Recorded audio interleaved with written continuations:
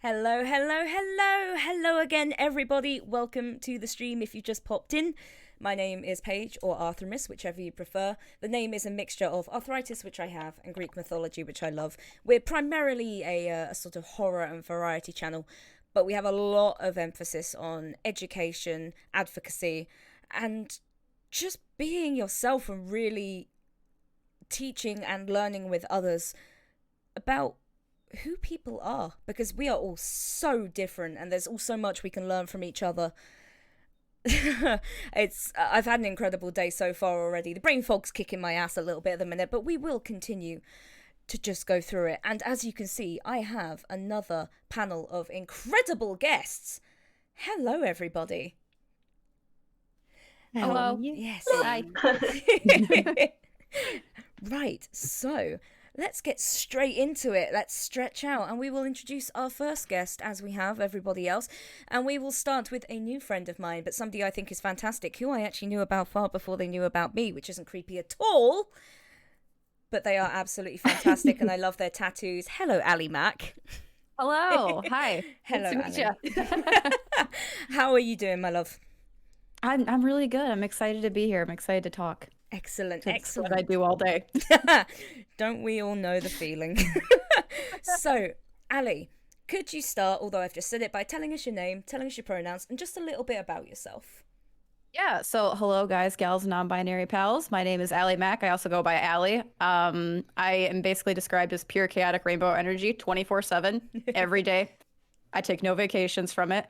I am she/her pronouns, and really, my whole community and the things behind why I stream are to raise awareness and give a voice to the things that matter, which is why I'm really excited to be here talking about this and basically doing what I already do on my own stream, but to a bigger audience, which is really cool and exciting to do. Yes, this larger audience hasn't been terrifying at all. Nope. So, why did you want to be part of today's discussion, Ali, apart from me prodding everyone on Twitter for a month?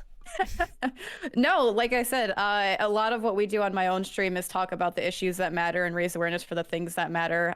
Specifically, LGBTQ plus issues is my main focus, being a gay woman myself. But we also do a lot with mental health and just raising positivity for people and just allowing people to be confident in who they are. I'm a really big advocate for that, as I am an extremely confident person in myself.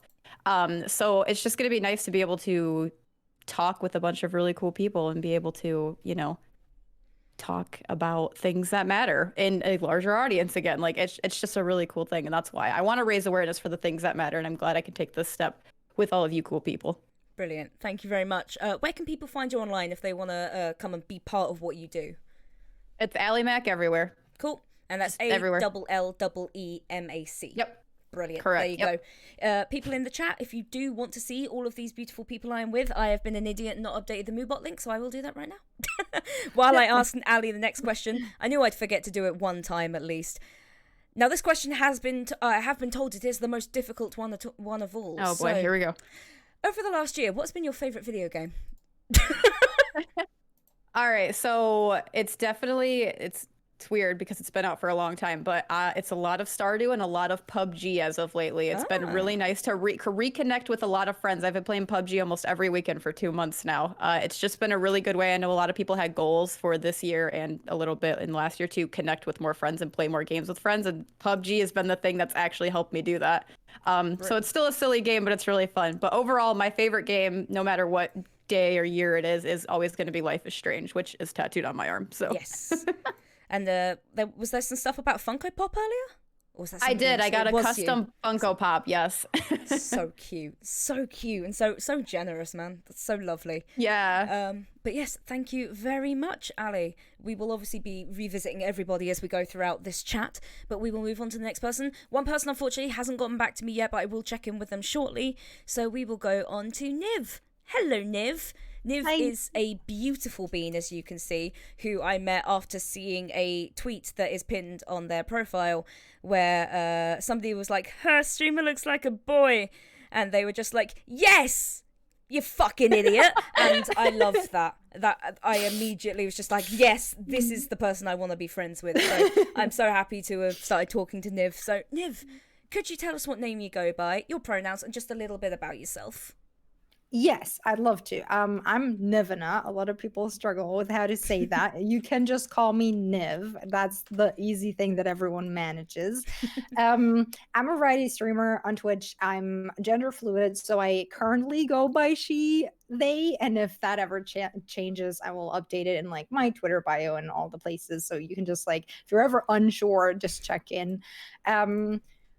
And I'm basically gender fluid bisexual through being gender fluid, also non-binary and trans. I have epilepsy. Let me think about what else. I have mental illness.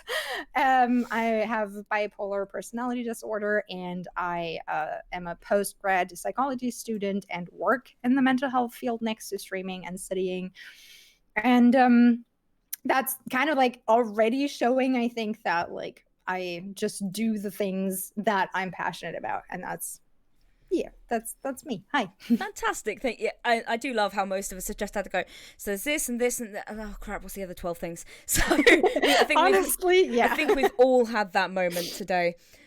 So why did you want to be part of today's discussion, Niv? Because I am all about awareness. Like, even if it's topics that don't actually, or that I don't have personal experience with, I think that it is the most important thing to educate yourself about what situations other people go through, because we meet other people online or offline constantly, and you never know the story of someone else's life. You never know what day they have had, and you sometimes don't know what it even, sometimes you just can't imagine what it's like to be in their situation with whatever weight they carry around. And the only way to get even close to that is educating yourself. So I am here to answer and help other people educate themselves about stuff that I know, but I'm also here because I wanted to learn about so many things that I am not directly affected by. Very much so, very much so. And that's why I've loved having, quite a lot of people from all different sort of marginalized groups, I will say, as a loose term, just to come and share their stories, because there's been a lot I've learned and a lot I've been able to talk about with people. So it's been a great opportunity, and I've seen a lot of people in the chat already being like, oh my god, all these people, I know these people. So this is super, super, super lovely. I do have one personal question for Niv. Is Keo about? He's on the cat tree right next to my desk, and if you see a white fluff just like kind of right in front of me, that's my cat. That's Keo. Yes. Everyone loves him, but he might cover the monitor for me, but I'll still hear you. That's okay though. That's fine. We're all good for little kiddies. The chat has gone insane for Keo, so that's fine. So I take it people can find you online just at Nivana? Well, almost everywhere. On Twitter, unfortunately, it was already taken. So on Twitter, it is Nivana Plays, and Twitter is also the place where most people find me. So I think that's kind of important. On Twitch and on Instagram, I go by Nivana. And if you are ever not sure where to find me, just go to nivana.com. There you can find everything. Professional. Very nice. And the last question, of course, of the last year, what has been your favorite game to play? My absolute favorite has been Phasmophobia. Yeah. I've been playing that a lot. I'm like level 600 and something. And I will join Allie in my favorite game ever, which is Life is Strange. So I will probably get back to playing that this year, because I have not been playing it in way too long, and I just have to replay it again.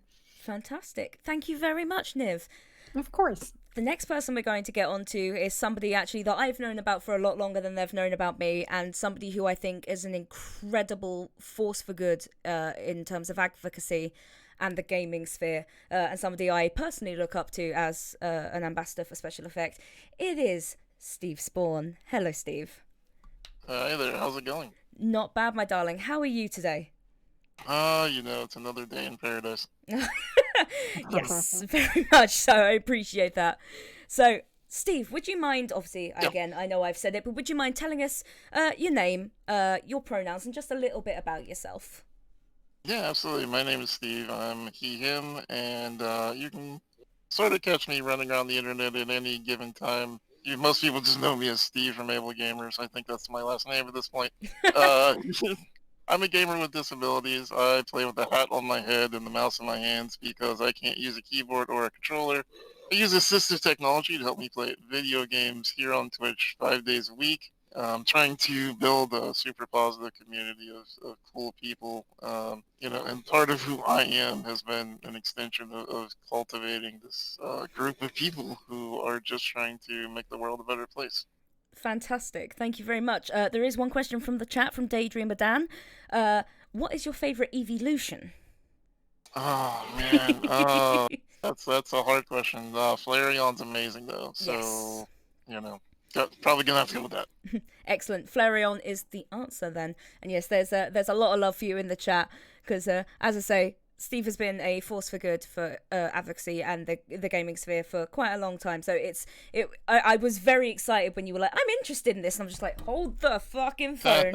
What? So, yes, I'm very honoured that, and that goes for all of you who are or have been on this panel, that people will come and spend some time with me today, because it is a dream come true to be able to talk to you all and just have these conversations. So, Steve, why did you want to be part of today's conversation? Well, two reasons actually. Number one, we had done a panel previously before. You were, super well spoken, and I knew that I'd be in good hands, coming around here. But more than that, I think part of having a larger visibility is that you have to make sure you're still in the conversations and that you're hearing other people's stories and sides and points of view. And it's much harder to do that if you're only just sitting in your echo chamber. And I think experiences like this are where you can break out of this and you can hear other people's views. And so part of being an ally sometimes is knowing when to speak up and be loud, and sometimes it's when you say nothing at all. So I think that these kind of panels are important to show up. And it always makes me sad when somebody will focus only on their own story, where you can shine the light, because no candle has ever dimmed out because it shared its light with another. Exactly. And no one person's pain should be superseded by another. We all have our personal experiences, but that doesn't mean somebody else's aren't just as valid. So yes, I very much agree with you there, and I very much like that phrase. That's a really lovely way to put it. So where can people find you online, Steve, if they want to come and check you out and what you do? If you are a glutton for punishment, you can check me out on Twitch. I'm usually in there making incredibly bad dad jokes or talking about bananas.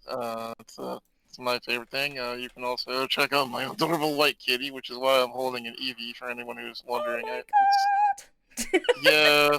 My kitty Leia, he's a very needy, fluffy ball of love, but he's 36 pounds and I can't move my arms. So what he'll do is he'll jump into my arms and kick the mouse out of my hands and then just be like, it's my stream now. And I'm like, Kitty, I'm trying to work here. And he doesn't care. So,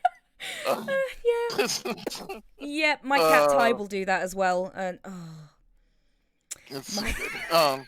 But you can catch me on Twitch, Steven Spawn, spelled the phonetic way, like the comic book, and on Twitter, spelled the proper English whatever way, which is way more boring, SPOHN. But you can usually just find me running around the internet somewhere. I'm sure you'll come across me at some point. Yes, and if you do want to find people nice and quickly and easily, if you type in !multi into the chat like I just did, I have created multi-stream links with everybody's link on it, even if they're not streaming at the moment, just so you can easily follow nice and quickly without any issues. And Steve, of the last year, what has your favourite game been? Yeah, so I love a lot of video games in streaming verse. Rocket League and Fall Guys and Phasmophobia are always some of my go-tos, but my love has really gone off stream to Tarkov. Been having a lot of fun, just hating myself, feeling like, if you ever had like a bear ball up its fist and punch you in the gut, it's really what playing that game is all about. And highly recommend it if you've ever thought to yourself, what would it be like to fight a bear and lose in every day in a video game? Play Tarkov. Fantastic, gotcha. It's not something I often wake up feeling like I need to do, but if I ever do, I will remember Tarkov. All right, thank you very much, Steve. let us move on to our next guest, who, again, is also somebody I knew about before they ever knew about me, which tends to be the current thing here because I used to be a community manager, so I'm used to just scrabbling through and finding people and then just being there like, hello! But I actually knew about this person by watching the Game Grumps, who I am a massive fan of, because they were playing a certain game called House Party, which is weird. But I was in love with one of their new characters, and I was like, who is the voice actress? And I looked them up, and it's Tiffany Witcher, who then reached out to me about being on this panel. Hello, Tiffany. That's funny. Hi, everyone. My name is Tiffany Witcher.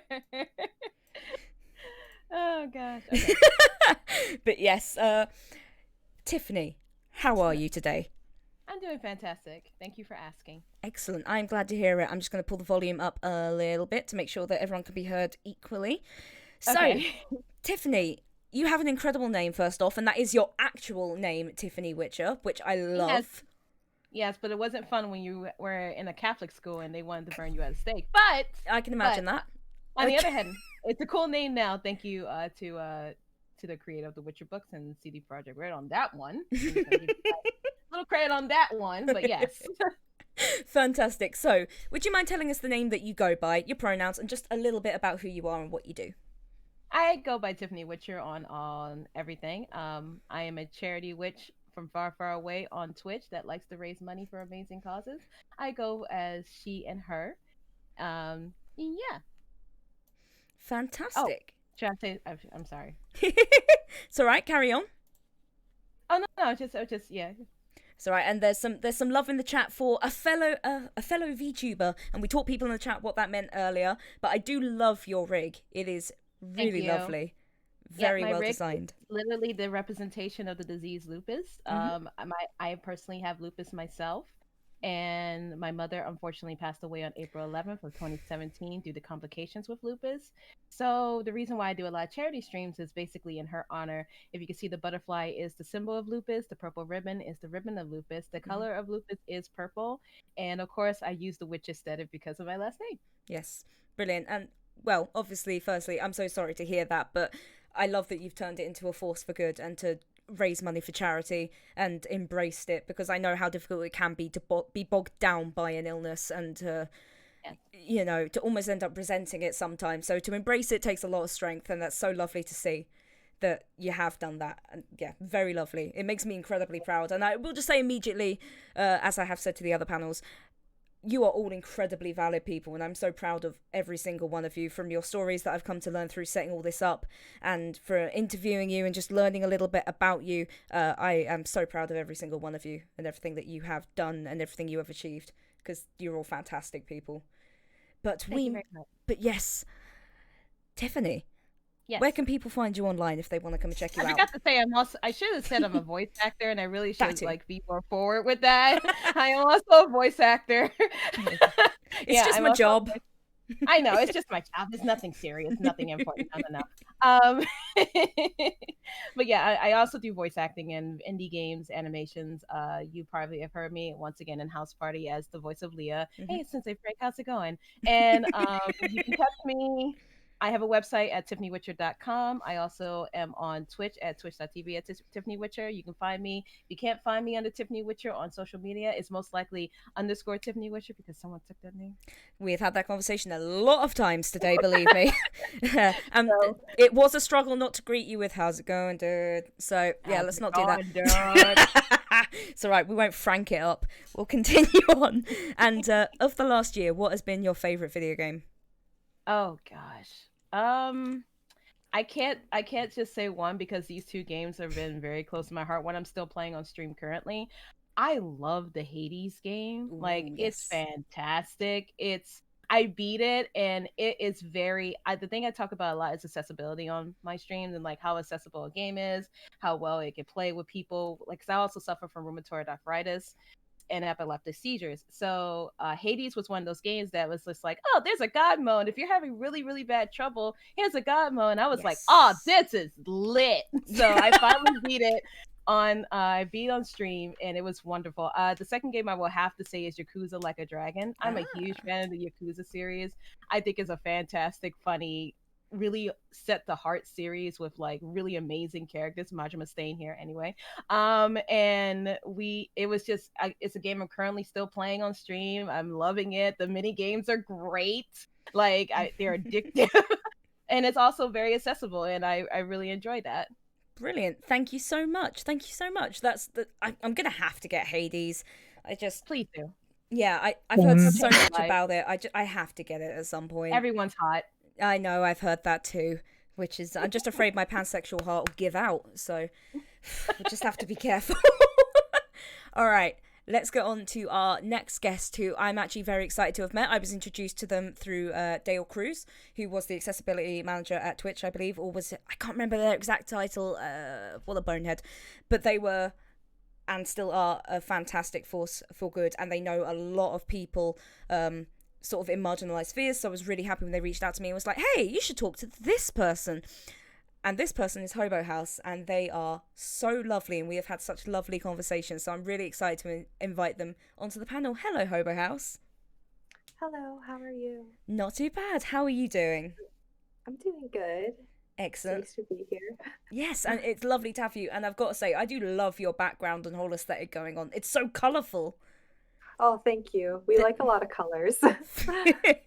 Fantastic. So, could you tell us, what name you're going by, what your pronouns are, and a little bit about yourself? Currently, my name is Mega, but if you're just referring to us and we don't say who's fronting, just Hobo is fine. We are a dissociative system, meaning our consciousness is fragmented. A lot of us have amnesia barriers between us.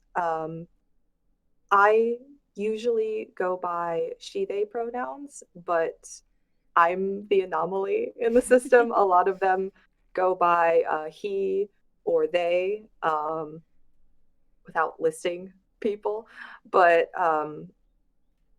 was there anything else? My name is Mega, and that's fabulous. Would you prefer us to refer to you as Mega or as Hobo for the stream? Mega would be great. Fantastic. Well, Mega, it is very lovely to meet you. So, why did you want to take part in today's discussion? The reason why we love talking to people about either what's happening with us or just in general mental health and awareness is because of stigmas created by Hollywood and media in terms of using it as horror tropes or kind of like making it something very scary when in reality it's nothing like that.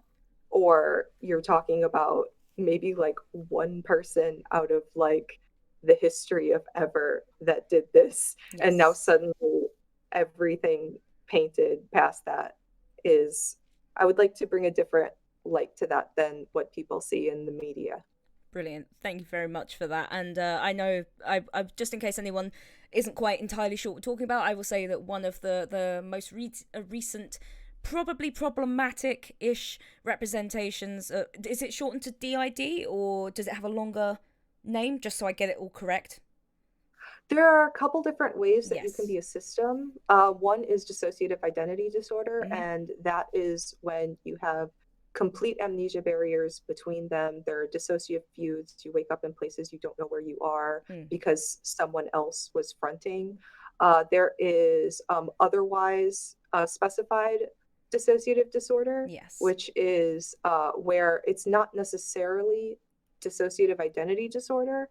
You can have grayouts where you sort of remember a bit of what happened, but not exactly.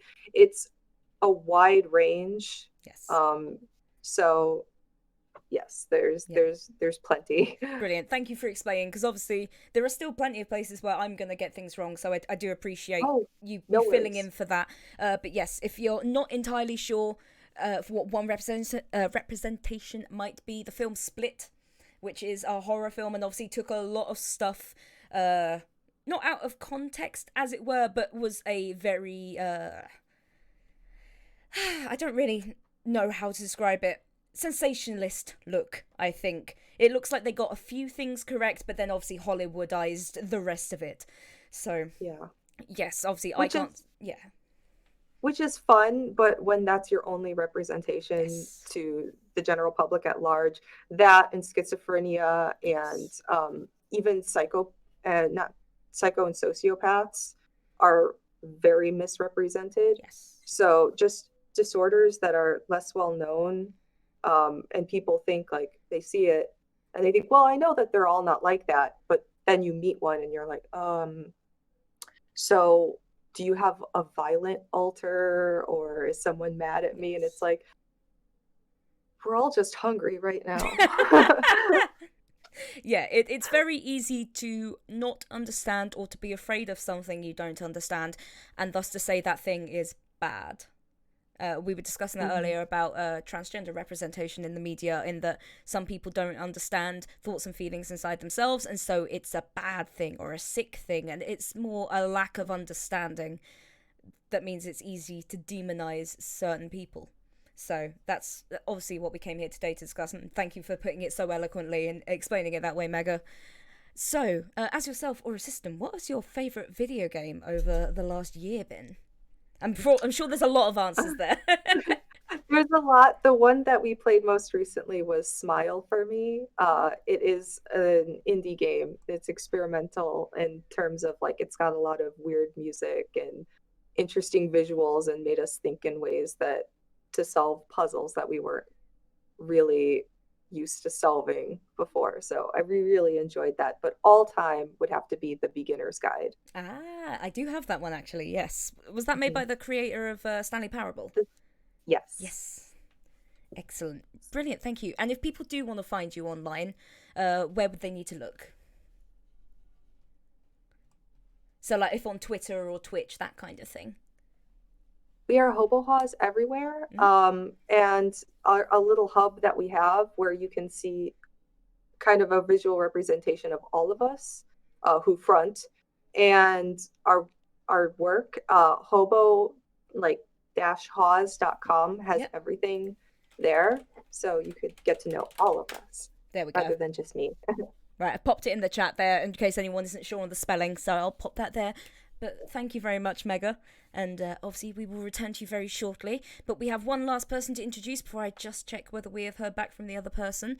Again, this is a new friend of mine, somebody that I've only been introduced to fairly recently, but I've had very lovely conversations with already, and I'm immediately in love with the whole vibe and aesthetic and the curtain specifically, because I think there's birds on it and it's very lovely. We're going to be talking to Olivia Does Dark Magic. Hello, Liv. Hi there. Hi. How are you doing? Yeah, don't worry. Oh, no, of course you first. No, I'm doing good, thank you. Yeah, how are you doing? Not too bad at all. Got a bit of a headache starting up, but that's probably just because of the painkillers, so not too worried at all. So, thank you so much for coming on today's show. Could you tell us your name, your pronouns, and just a little bit about yourself? Yeah, sure. My name's Olivia. I go by Liv, and then on Twitch it's Olivia Does Dark Magic. My pronouns are she, her, and a little bit about me is just that I'm a mixed race lesbian who is demisexual. Those kind of go-to things like I list about myself, but yeah, I'm a content creator. I'm a variety streamer on Twitch, and yeah, I kind of suffer with anxiety and depression. But, that's something I'm medicated for, and it's something that I'm doing pretty well with at the moment, which is really nice. And also I think that Twitch has really helped with that because, I've met so many wonderful people, including yourselves, and it's just really helped to kind of, bring me out my shell a little bit, which is lovely. Brilliant. Yeah. Thank you so much. Oh, yeah. That's me. Yeah. Excellent. Thank you very much for that explanation. As I say, I'm still loving that curtain. I think I have a bedsheet like that just because of the birds. I love birds. I think my bed sheets are matching right now. They're in the wash, but I think they match. That's fair. That's fair. We do love somebody that has a whole like choreography going on. So we're really hot on it. Yeah. So why did you want to be part of today's discussion? I mean, for many of the reasons a lot of other people have said, but basically just being a part of, some marginalized group, or several, I guess, in my case. It's kind of hard to see yourself and see other people who, are going through the same thing that you are. And so I think that streams like this and any kind of content creation like this is really, really important. And so being a part of that and being able to kind of, give my 2 cents and maybe, if I can give any information at all that might help someone in any way, then I've done something good, and that's great. So yeah, no, also happy to meet a bunch of other people who are really cool. So thanks. Where can people find you online if they want to come and hang out and know a little bit more about you? Sure, I think should know. But I'm Does Dark Magic on Twitter, not because somebody had taken it, but because Olivia Does Dark Magic can't fit. So that's a shame. But and then I'm Olivia Does Dark Magic on Instagram and Twitch. And I think that's about it. Oh, and then YouTube as well, but I don't do much with that, and it's got a lot of embarrassing videos on there. Why did I say that? Yeah, I know that feeling. I had to make a new account because there was plenty of videos of 16-year-old me singing Emoli, so yes. Oh my god, same. Yeah. Good God. Anyway, and of the last year, what has your favourite game been? I've just realised that I'm the last person in the last group, and so everything's already probably been said. But I do have to agree that Phasmophobia has been fantastic, and it's it's allowed me to hang out with Niv a bunch more, and we have fun time. But also the last installment of Hitman came out very recently, and I finally got to play the whole saga of it, and it's been great. And also I have to jump on the Life is Strange hype train. My god. Yes, I've only played the first one, but I very much enjoyed it. It was good. I do need to check out the rest. But yes, right. Thank you all for your introductions. I'm going to bed now. No, I'm not. Right. Shortly. First, there must be nuggies. Anyway, let us have a look. Are we all ready to look at some questions? Yeah. Excellent. So these came from the public panel that we put out and then sort of were tidied up by me. So they're going to be covering a number of different things. But if the question doesn't necessarily reflect you as a person, feel free to just change it a little bit and give your own experience. Because, as I say, every single one of you has got a different experience and things that are valid and things we should talk about. So let's have a look. So a couple of these questions actually roll into one, so we'll go with one of them easily. So, as most of us do streaming or video making or are in the public eye, how do you deal with bad actors? So, racism, sexism, homophobia, and what steps have you taken to educate yourself and to protect others from these sort of toxic parts of the internet? And whoever wants to start is welcome to go. I could start. Yeah, off you go, Niv, and then we'll go to Tiffany next, and then everyone else can chime in as we go. Yeah, I think it's a very easy question for me to answer because the trolls that do make their way to me are usually the same ones, and I would say 90% of the time I ignore them, and 10% of the time I do what you saw and how you got to meet me. I troll them back, and I own what they troll me about, because most of the time it's like, are you a boy or a girl? And I'm like, I'm gender fluid, beats. And that's how I try to do it. And whenever it's something that I don't know enough about from personal experience, I actually just recently ordered a book online that is called Exit Racism, just because I am not affected by that directly, and I wanted to educate myself to then educate my community, partly because I feel like I want to, like, the people that are affected by it are doing so much of the education already, and I feel like the weight shouldn't only be on them. If I can somehow help out, that's basically that. Fantastic, brilliant, thank you very much. And yes, I will grab a link from that book for you from you later to have a look at that, because yes, as you say, sure. A lot of the time we are happy to tell our stories, but it shouldn't always be on the marginalized people to educate everybody else, although sometimes we are happy to. You do have to take some steps yourself and then say, hey, I tried, could you explain X? Yeah, 100%. 100%. Yes. All right, Tiffany, did you want to chime in next? Yeah, I like to say I have two aspects of myself. I have my nice side and I have my fuck around and find out side. So with that, I even have an emote. I'll put it in the chat real fast. And so I have a like, if someone's coming in trying to troll, I'll be like, I'll read the chat for a second, just like, okay, I'll just let you get a one try with me. And then if you keep going, you get the fuck around and find out. You get an instant ban, and I'm just like, goodbye. You had your chance. Listen, I told you what my rules are. If you don't like it, then you can go away. That's just how I deal with people. I don't have time to let you even come near my door. I will not let you live rent free in my house. I will not let you disrespect me, my mods, or anyone in my chat. So fuck around and find out. I know we're not on the front page, I can say that. But yes, that's my mentality of how dealing with trolls and things like that. Fantastic. Yep, that's a good one. Because, yeah, we don't have to put up with other people's shit. Sometimes we are willing to educate, but we don't always have to. And, yeah, it's not fair to just say, oh, just ignore it, because sometimes you just can't. And sometimes you shouldn't have to. No, you shouldn't have to deal with that. This is your stream. You have to treat your stream like it's your home. Yeah. This is your stream, your home. You wouldn't have someone walking into your house, slapping your mother, and then leaving. No, you would be like, no, get the hell out of my house. This is not how things work, okay? No, bye. See ya. You're not staying here. Goodbye. Don't let the door hit your ass on the way out, okay? Yep. Bye. Don't let the door hit you, but the good Lord split you. Right. Thank you very much, Tiffany. I love how I can see Tiffany's just like avatar just giggling constantly. It's excellent. All right, who wants to chime in next? I'll chime in. Oh, yeah, no. Oh, yeah. So, I mean, kind of the same thing. I mean, my mods have a very strict rule in my chat that as soon as somebody comes in and starts shouting slurs or something hateful, we immediately get rid of it. For me personally, it doesn't affect me when they scream those things at me. But what I don't want ever to happen is to have them say something that's going to trigger somebody else in my chat that came in there to have a safe space. Yes. That is the number one thing I do in my community. And I know we can't always protect it because there's always going to be a troll out there that wants to do something. But immediately we get rid of them. And I've had people come in my chat before and say, well, if somebody's going to get triggered over a word, maybe they should be on the internet more because their skin's not thick. But I don't care. If you're in my chat, you are going to be safe. You're going to have a good time. And I'm going to boost you up and make you know how valid and wanted you are in my community. If you're going to be an asshole about it, you can leave. Yep. That's it. We don't feed into the trolls unless they make poop jokes. That's different.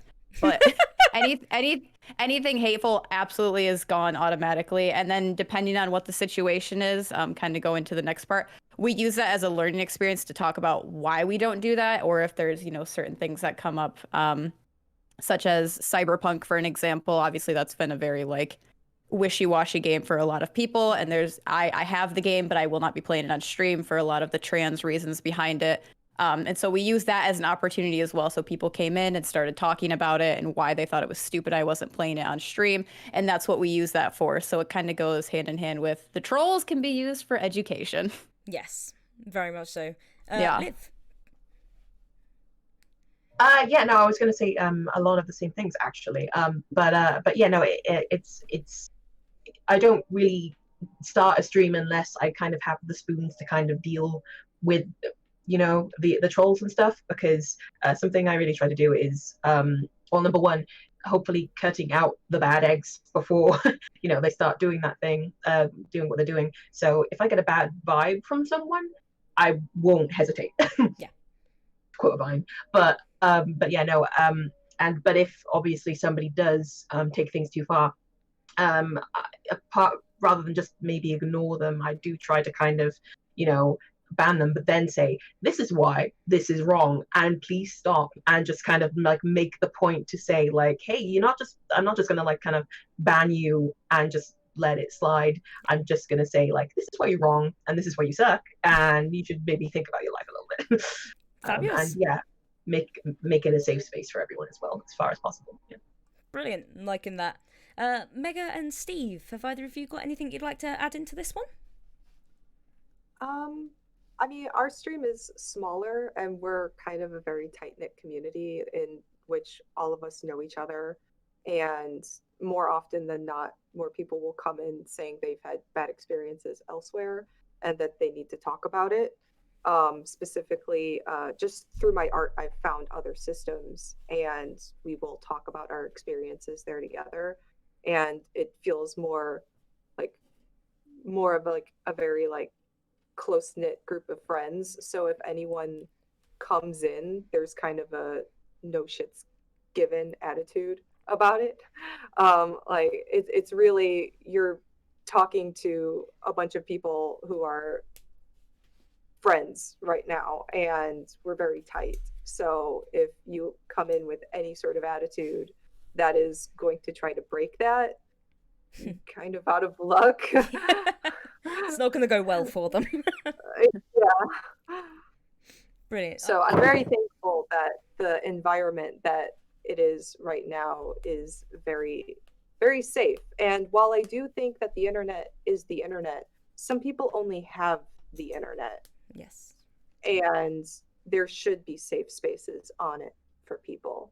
So while you say, well, not the you, but like the people, like that, they're like the internet, you need tough skin, whatever. There's no reason that there shouldn't be pockets of that somewhere where Yeah. people can have that little area to escape. Yes. Yeah, being told you need to have tough skin is just saying, please be prepared for other people to abuse you. And that's, yeah, we don't need to protect ourselves so that you can be an asshole. Very, Yeah, exactly. we Much yes. agreed. Yes, please rein in your assholery. Figure out what it is within yourself you're frightened of or upset about, and actually talk to somebody about it. Maybe try and figure these things out. Because I personally sit in the position that somebody who says or has done a bad thing, they're not necessarily a bad person. They may be a frightened person or somebody that's grown up a certain way or in a certain sort of a family or something like that. What the mark of a bad person is somebody who is not willing to understand that in themselves, however long it takes to get to that point, and isn't willing to at least try. Because I'm not going to demonize somebody who comes in going, Arthremis is fat, and it's like, yes. Why did you feel the need that you had to come and yell that? Like, is there something you want to talk about? Like, what has caused this outburst? Like, if that's just who you want to be, then get lost. But if there's actually something wrong here, maybe look into yourself and understand that a little bit. And yes, and Steve, what do you have to add on this one? I think that my favorite part of this question was the words you used were a bad actor. And, when we think about bad actors, we automatically jump to trolls, which, we think, well, you either deal with it one of several ways that have been discussed previously, in brilliant ways. We all would love to have the Nega Oryx put down that goes viral and has 50,000 people following you on Twitter because she's really good at it, and that's good that she was able to handle that troll that particular way.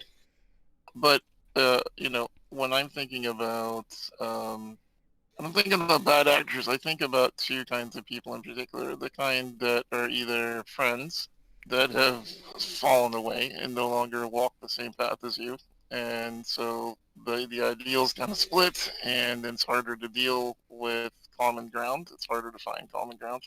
And also people in your community, particularly if you're a small streamer, somebody who is given, 500 biddies or 1,000 biddies a month, it may be very, very hard to tell this person that they're stepping over lines because maybe you need that financial support. Maybe you need morally more than financially. Maybe you just need to see someone gives 100 bits every day, and that just gets you through the day and makes you feel good. And it's hard when all of a sudden that person is now saying some awful stuff, and or even worse, attacking other members of your community. And I think that it's perhaps one of the hardest parts of being a content creator with a community is policing your own. You don't want to stifle people. You don't want to make them feel like you're locking down, so to speak. But at the same time, you are the Overwatch of your community, and you have to be there. So I think that whenever we're talking about things like this, I always advise people to pick out the people that you click with the hardest and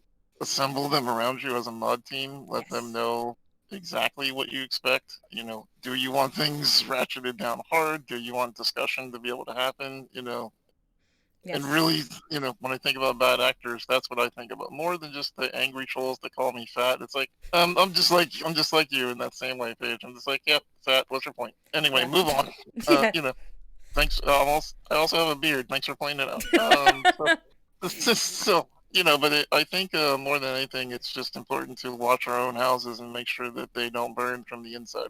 Yes, yeah, I absolutely agree with you there, and I will say that I think one of the best ways to deal with these kinds of things, because I agonized over getting protections in place for this stream, and it took me many hours just to make sure, because I didn't want other people to get harassed. Like, I'll deal with it myself, fine, whatever. But I didn't want. So I will say one of the most important things you can do as a content creator is get mods, even if it's one person who's a good friend and will tune in.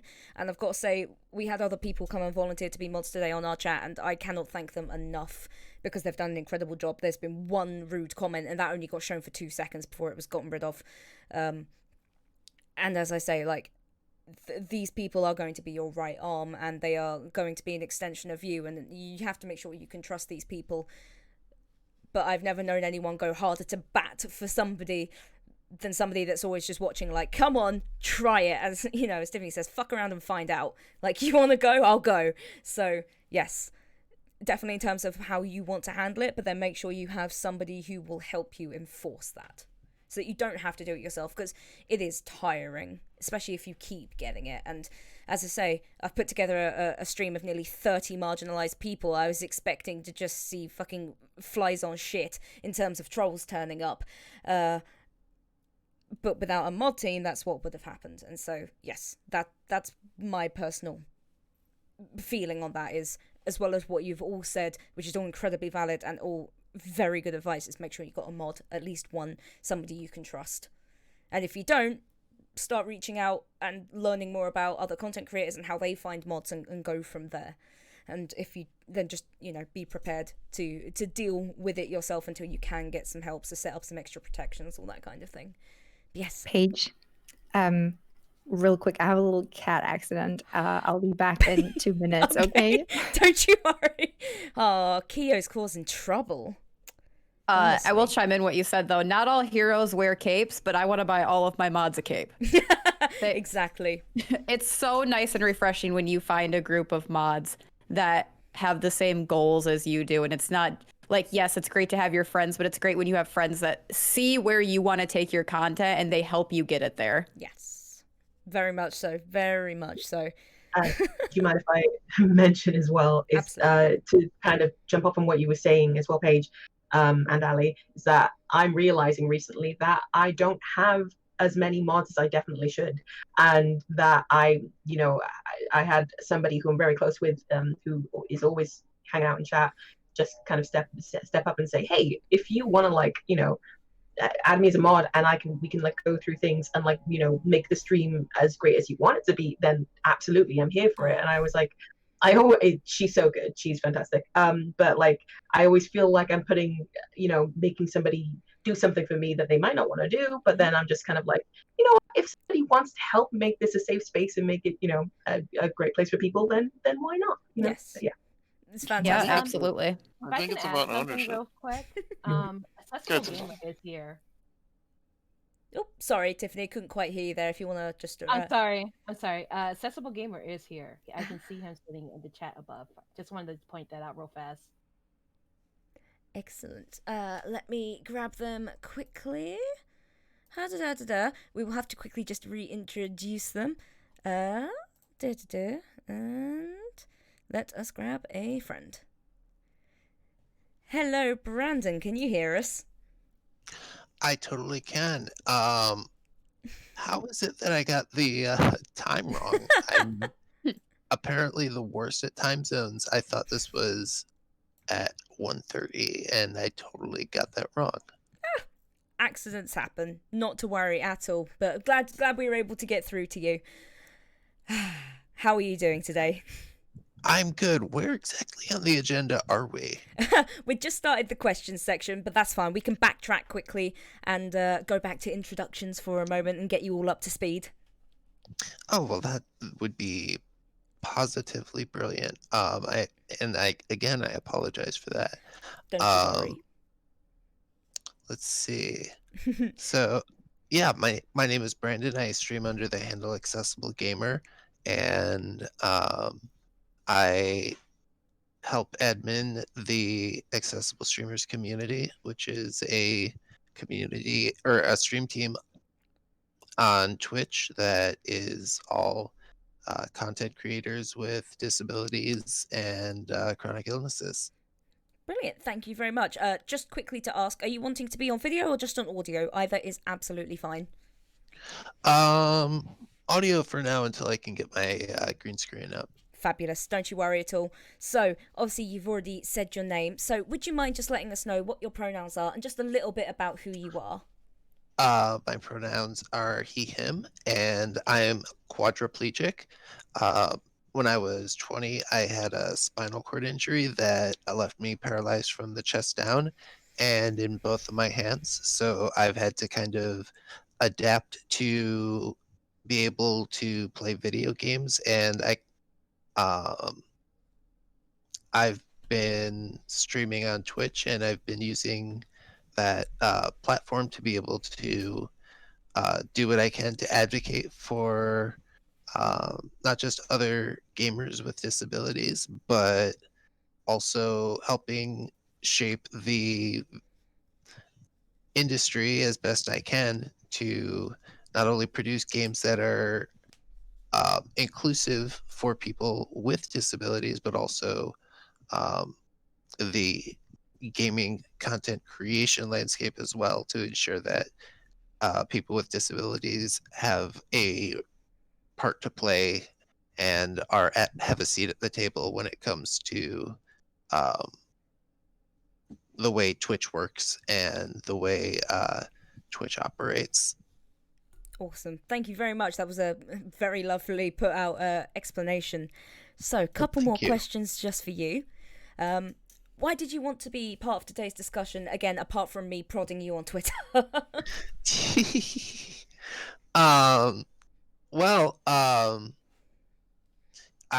really don't want to miss an opportunity to be able to try and reach out to other people that might be listening to try and educate them about what our lives are like and how we adapt to the challenges not only in the real world but in virtual worlds as well.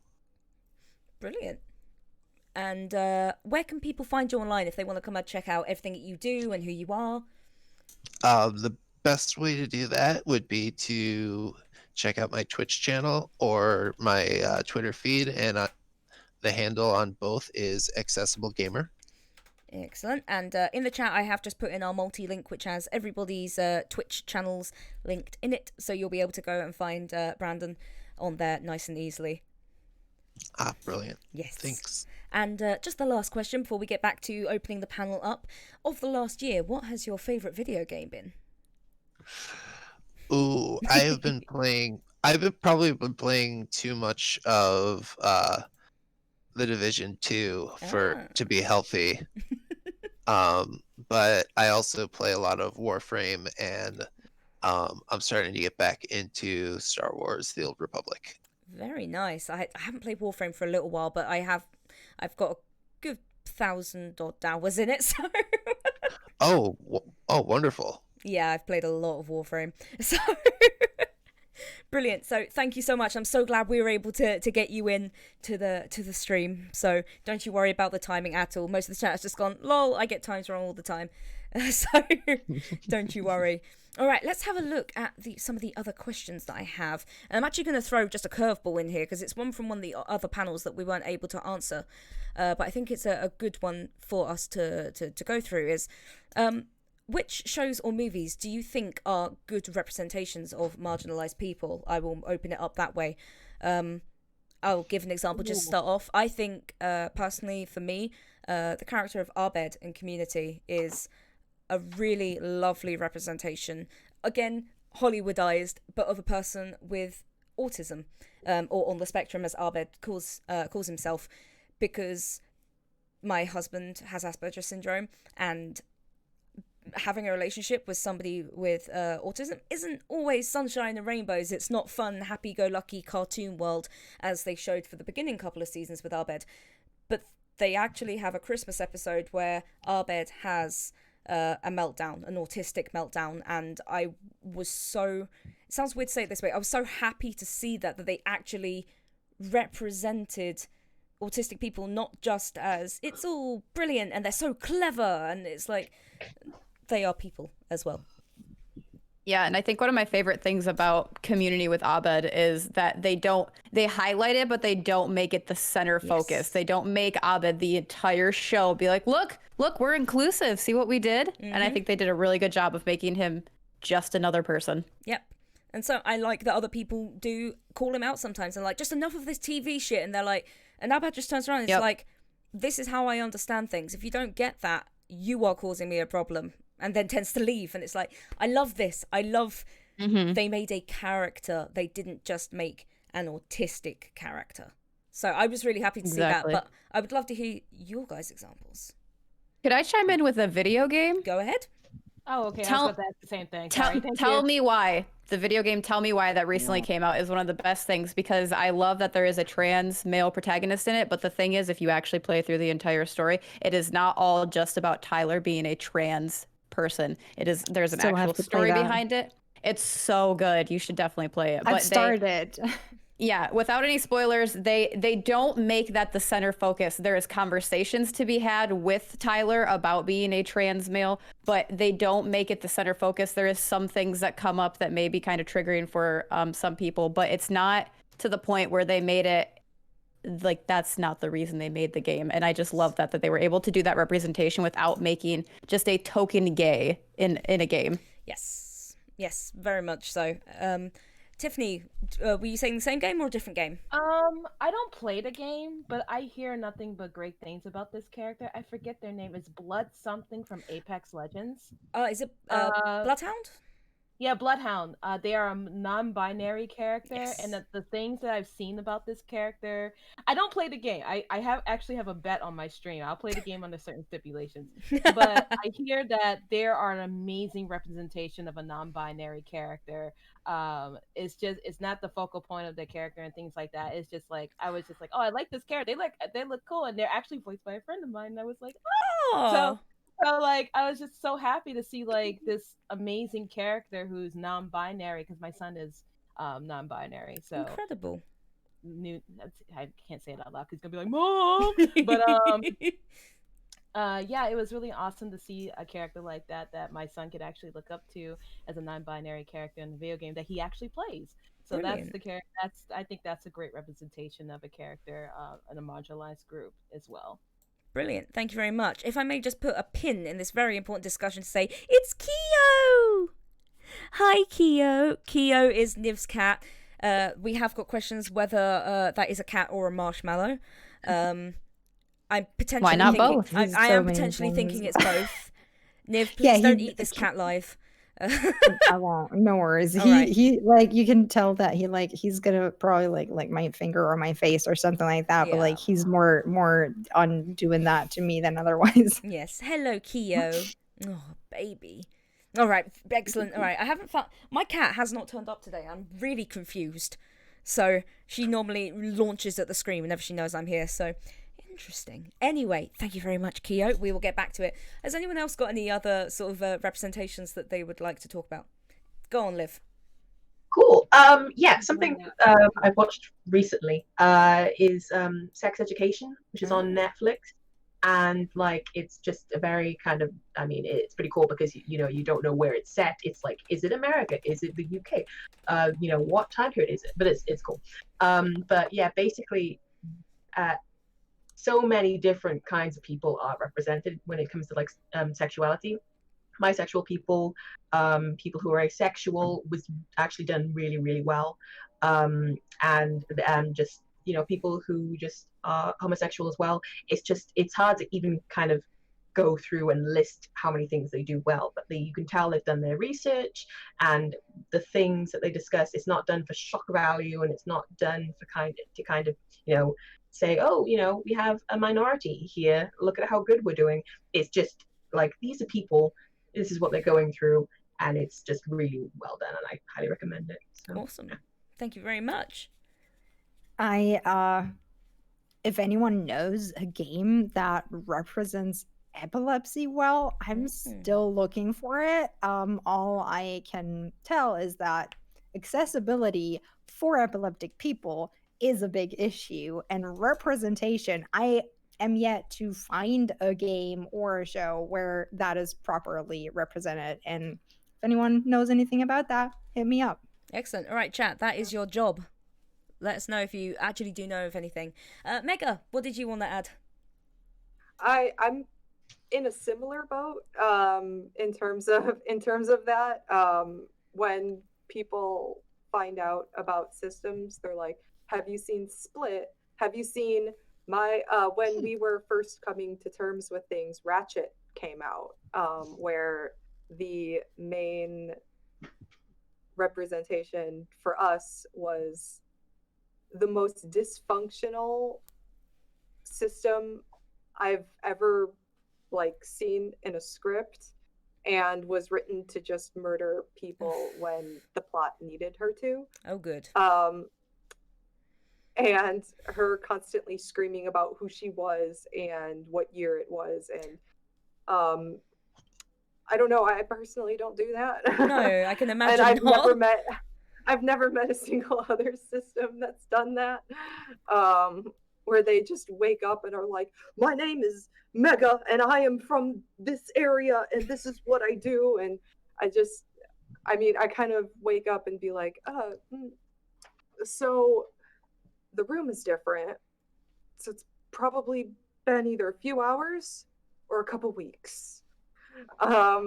So if there is, I've heard the United States of Terra might be good. I haven't seen it yet. Okay. But again, really the only places I've seen DID has been horror movies or the amazing split personality disorder stuff, which is again horribly misrepresented as well.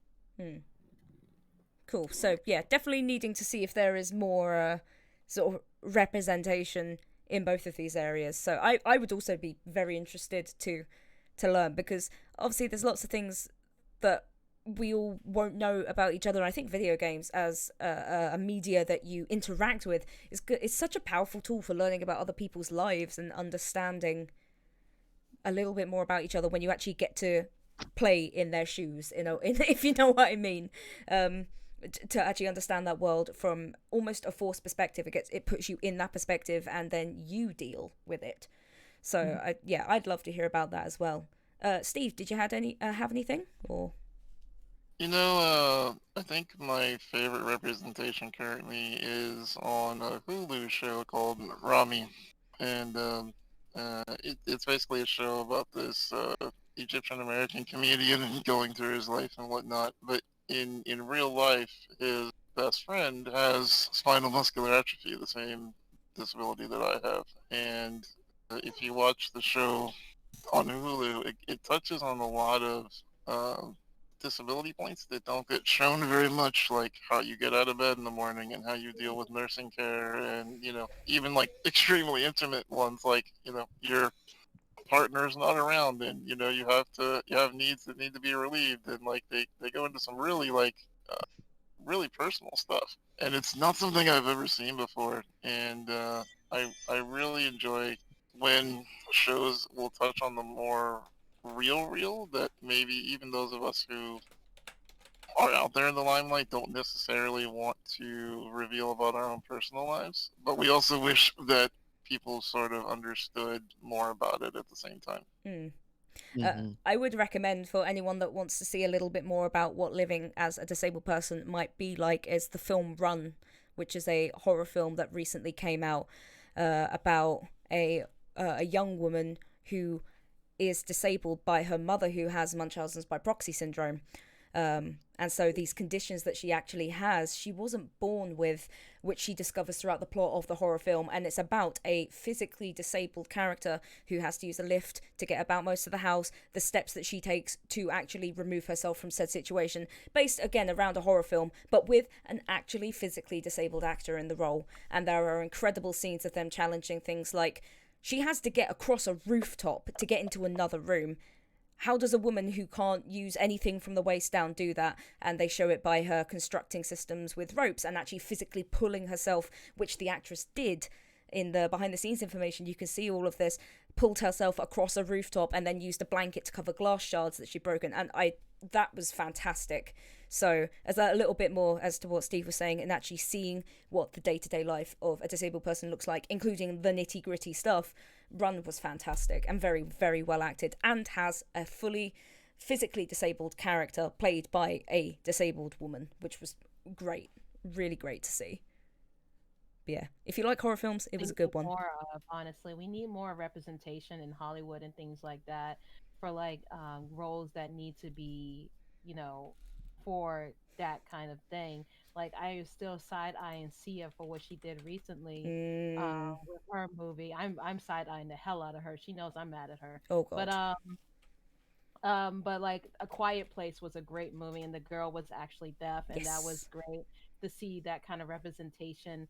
And then you also have I don't 100% know, but my husband watched this show. It's called Breaking Bad. Yes. I believe the son actually is disabled. Yes. So I was just yes, definitely. Yeah, it's cystic fibrosis. Cystic fibrosis. He was saying that to me. He was like, "Oh, this is great to see someone, an actor who is actually dealing with these things, be seen." And it just makes me upset when I see like the wrong kind of representation. They'll just hire an actor to play this person and that person, and they're not actually don't know the true suffering, and you don't really see the true suffering because they don't have these problems that most disabled people go through every day. And it's my pet peeve with Hollywood and things like that. Just to clarify, because I was just corrected by Kay in the chat, Walt Jr. actually has cerebral palsy. Cerebral palsy. Okay, yes, thank you. That's all right. I got the acronyms confused in my brain, so thank you, Kay, for pulling us up on that. And Brandon, is there anything that you wanted to add to this one? One of my favorite, one of the best representations I've seen lately isn't in a movie or a video game, but actually a book that I read recently. I read a lot of fantasy novels. I'm probably not the only one here. And Brandon Sanderson is a pretty famous author, released a book called Dawn Shard, and it's got a character named Risen who had fallen off a cliff and sustained a spinal cord injury, and is what seems like a paraplegic. The author got a lot of people with paraplegia to help beta read and give advice on how to properly represent the character. And there's just some really amazing scenes where you see the character communicating with other people with disabilities throughout the nation she lives in, and not just learning like different ways to adapt, but also just getting that kind of support from other people who have a similar condition. And there's also a really powerful scene where she gets a little magical help, not to like solve her condition, which you see all too often when disability is like used as a point of suffering in these types of novels, but rather using magic to find a way to just get around on her own. And just it's just a really powerful scene, and just the way that it was treated was just absolutely amazing. So that's been like my representation. Like, gosh, that lovely. Sorry, one of the problems with my brain fog is I start to speak sentences before other people are finished, and I constantly go, oh. So I do apologize. I know it can be annoying, something I'm trying to learn to get around. I do too. It's totally fine. Yes, I'm definitely going to have to check that out because I've been looking for a new book. It's interesting. I think that one of the common grounds that people from all different groups that need more representation have is that a lot of people jump right to movies or to primetime TV shows or games, but a lot of it is actually in the lower, less glamorous back end that the representation really needs to start. So I've had some really great conversations with Kurt Yeager. For those of you who don't know, he's an actor who was in an injury, and he now has one amputated leg, that he has a prosthetic that you really can't tell he's disabled. He's been on Sons of Anarchy and CSI New York, and a really more prolific actor for the disability community. But if you talk to him about representation, he has such a different point of view that opened my eyes, which was, we don't need representation on the screen. We need representation in the acting schools, in the acting teaching schools. We need it in community theaters. We need to start earlier so that people have a chance. And if you extrapolate out from that and you expand on that, it really goes to people of color, to non-binary, to sexualities. You need people in the system representing the system from the ground up, because that way not only will they get it right, but they'll also have more authentic and people who can bring not only the disability to the table, but the skills to the table. For example, I probably couldn't act my way out of a paper bag. Just because I'm disabled doesn't mean I should be in the next Deadpool. Although, Ryan, call me. But I think that I think one of the things that I'd love to see more of is people remembering that adding characters into books, into your stories, your fan fiction, even just your D&D campaigns, normalize adding people of all in various different backgrounds and stories. That's how we begin to make the world more inclusive from the foundation up. Fantastic. That's a really good point. And actually, something I wouldn't necessarily have considered. Because it's very good saying we need representation, but people actually have to understand other people first, because you will end up, and not callously or rudely, but you will end up gravitating towards more people like you that you already understand, because maybe you don't know how to actually approach other people. So already mixing more people together means we just understand a lot more about each other, and it's going to be much easier for us to make those connections and have them be genuine. And that's something that's happening right now in the voice acting community, where there's just like, they're going more behind the scenes and hiring people of color, hiring people who are non-binary, hiring trans voice actors, and actually taking the time to look for these people. It wasn't always like that. It was we will always get stereotyped. We will always get these funny, trying to make us sound a particular way or be a certain way. And I fully agree with Steve on that. It does start from behind the scenes first and always, and that's something I'm very, very happy that's finally changing in the voice acting community, that people who are marginalized are now getting a chance to play these characters and give the proper representation they deserve. That's actually really nice to hear, Sar. Sorry. But I totally agree with that, because I see from but I work in the gaming industry, and I love I did movies, and not myself, but more animated stuff. But I can see how I work with directors and all that, and you kind of start seeing all the same folks all the time, and they don't have the experiences that the characters that they're writing have, but they put those characters in there to have that representation. And honestly, I feel like that's what leads to the stuff that's oh, well, this is scary, so because I don't get it, or I want to write something scary. Oh, that sounds cool, so I'm going to use that. Or how do I get them out of this situation? I'm going to use this trope that I don't really get. Yeah. But it sounds cool writing wise, so people are gonna like it. But because that's that one voice being repeated over and over again, but it's not really the voice of the person that they're trying to actually write. So I totally see that, because if they did have those people, back there that had all those different backgrounds and everything, then they would not be writing the way that they would be writing. That's a very good point.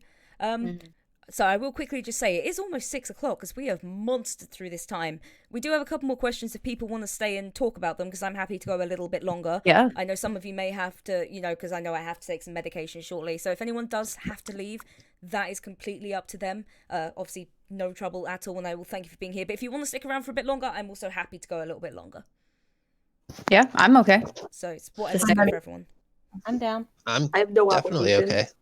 okay. I will stick around as long as I can. Absolutely, not a problem. So we will still, we'll probably finish it up after the next question.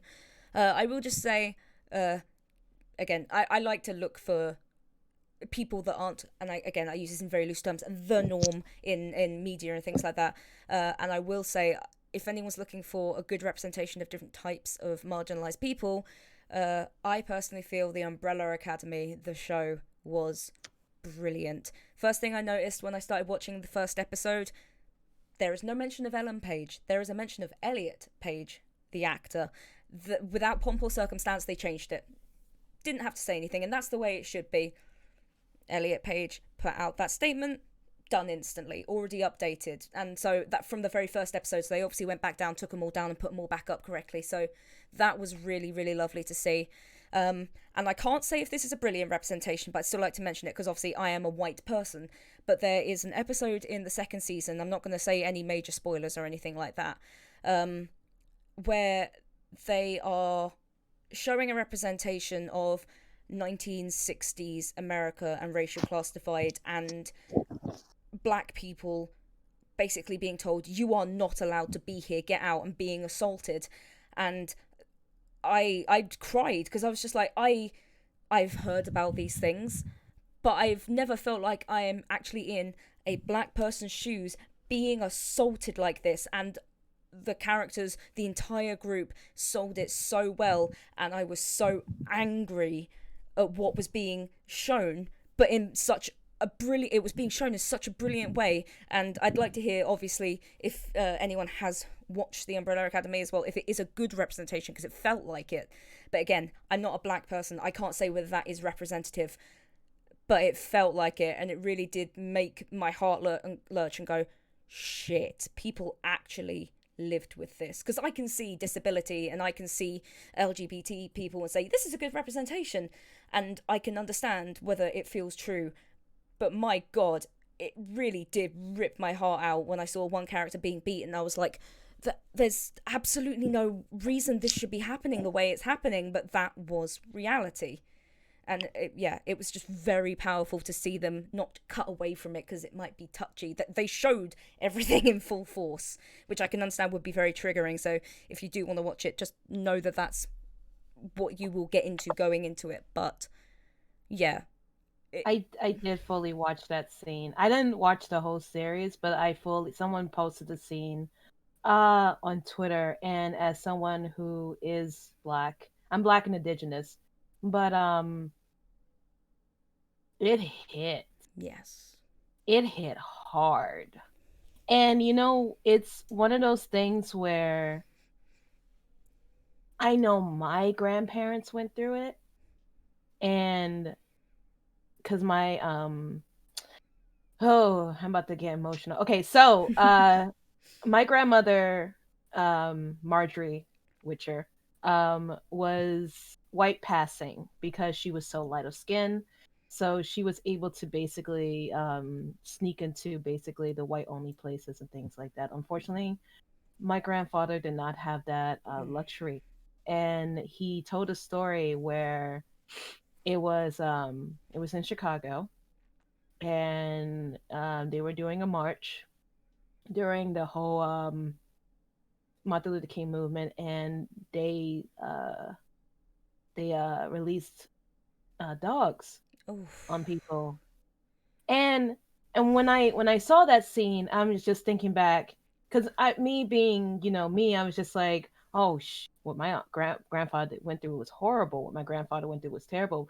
But actually, not seeing the pictures that some of the famous pictures of the water hosing and the dogs and things like that, and actually seeing a representation of it, and it's actually, I'm putting the stories with that scene. If this is the scene, I think it's the same scene you're talking about. Yeah, Yeah, with the putting the diner. story with the story with that scene, it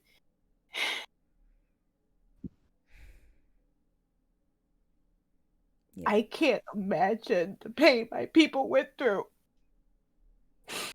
I can't imagine what they went through. I can't. And when I see things that are happening today, my heart shatters. Because I know, yeah. I know it is so painful. It's so painful. And like, yes, I fully agree it's a representation, but God, it hurts. Yes. It fucking hurts. But yeah, I fully agree. I'm sorry. I didn't think I was gonna cry on this, but yeah, Take your time.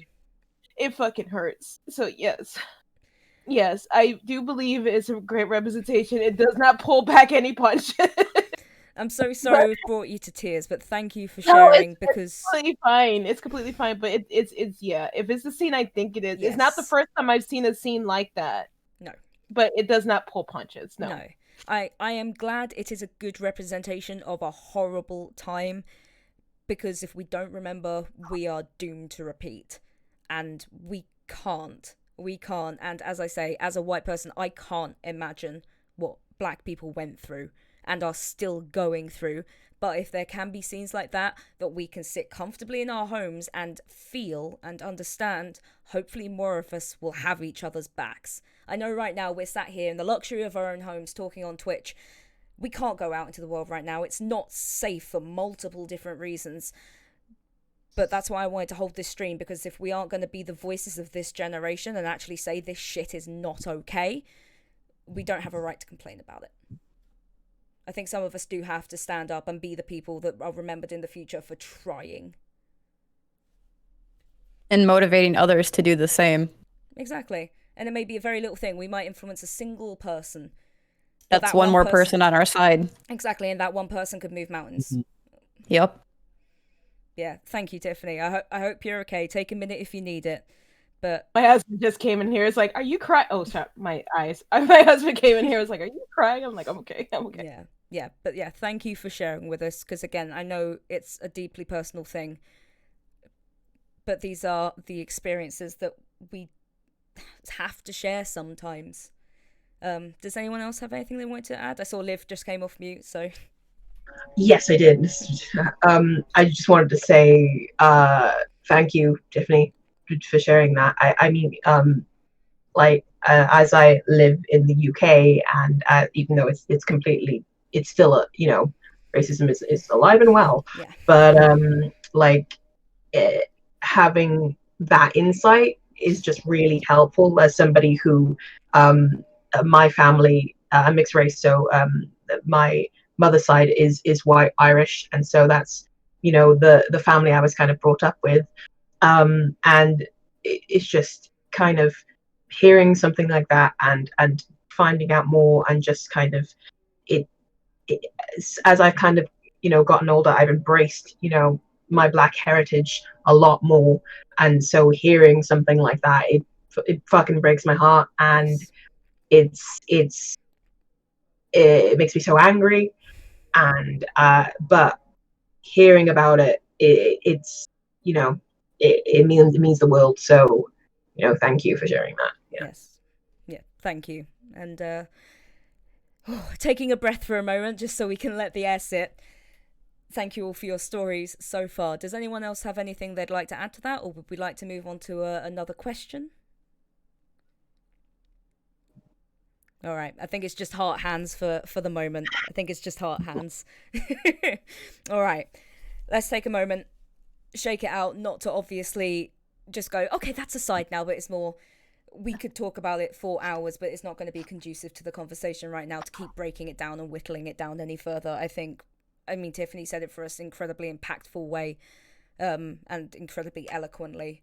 And I think it's all safe to say, although we can't fully comprehend exactly what you are going through right now and what your family have gone through, I think it's all helped us understand it a little bit more, which is really the goal here. So thank you. Yeah, thank you. I guess the next question is possibly a little bit lighter, but maybe not. The question is, what was your journey to self-understanding like? Whether that is self-identity, sexual orientation, coming to terms with an illness or a condition, disease, whatever, term fits for you and whatever you live with. Like, how did you come to grips with that? And how does it influence who you are today? And again, whoever would like to start is more than welcome to start.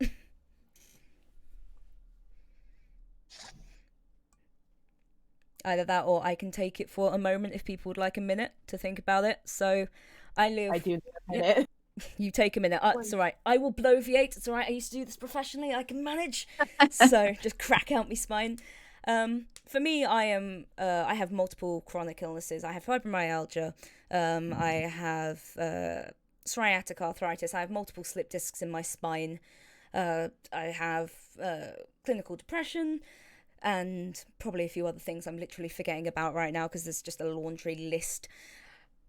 My journey to self-understanding of who I am as a person has been quite difficult in that most of the time I'm fine with it because I understand it's just who I am and it's nobody's fault. There's nobody for me to rage against and say, you did this.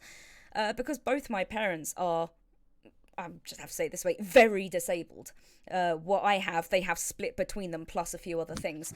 My parents have never been able to work. I've seen photos of my dad from before I was born when he was more well. He was a professional magician, and he looked so happy. And I've only ever seen a look on his face like that once since. And not because he isn't happy, but because you live with pain for so long, it just becomes the new norm. And so to see what was taken away is really painful. So growing up with that, I've had a very different perspective on what it means to be disabled. It doesn't mean the end to everything. It means it's just who you are and it is your lot and you live with it. But some days it is very hard to be like, well, why is this what I have to live with? Why don't I know what it's like to not be in pain constantly? Why, when I was 7, couldn't I get off a swing without bone-shattering pain from my heels up to my knees? Which I still get. I can't sit on anything over 2 feet high because it's just like my feet are broken. Why can't I walk to the shop? Whereas, I look pretty well. I mean, I've got bags under my eyes and they have bags as well, but the makeup's covering most of those. How comes I can sit on a stream and happily present for 6 hours, but I know tomorrow I'm barely going to be awake? It hurts. I think the only thing that really has allowed me to come to terms with it is understanding it's not my fault. It's not my parents' fault. It's not their parents' fault. It's not anyone's fault. And it doesn't mean I am not worthy of the same things that other things are worthy of. And that goes to every single one of you as well. Something being different about you and you having difficult circumstances does not mean you are not worthy of time, attention, love, and the considerations that every other person has. And it can feel really difficult to feel like that because we get a lot of internalized sort of ableism and, internalized racism and internalized homophobia from people that don't want to understand what we live with because they don't have that perspective. And so I'm not going to blame them. I'm going to try and educate them, which is why I put together what we're doing today. Because again, if it influences one person, that's one more person that can go on and share that forever. And they can teach that to their kids and they can bring it around to other people.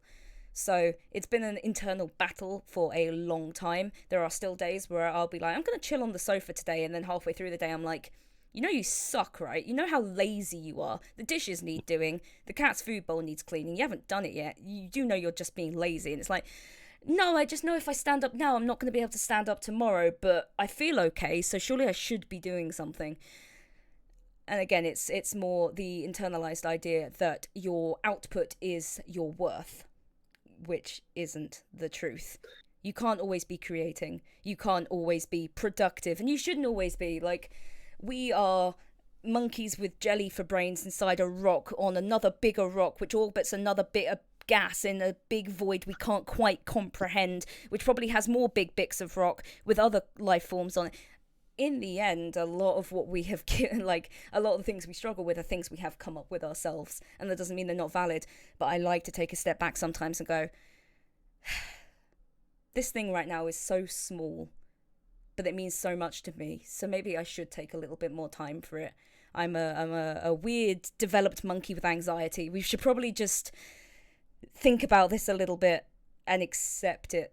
I think acceptance is the hardest part. And it doesn't mean you have to fully understand it, but just to accept it means to make peace with yourself for just a second and go, I'll just manage for today. And then go from there. But there we go. Has anyone else had Thank you time for to think? sharing. Yeah, that was Thank great. you for listening. All right. Who wants to chime in? I could. Go on then, Niv. Yeah. Take it away. I sorry. Don't worry.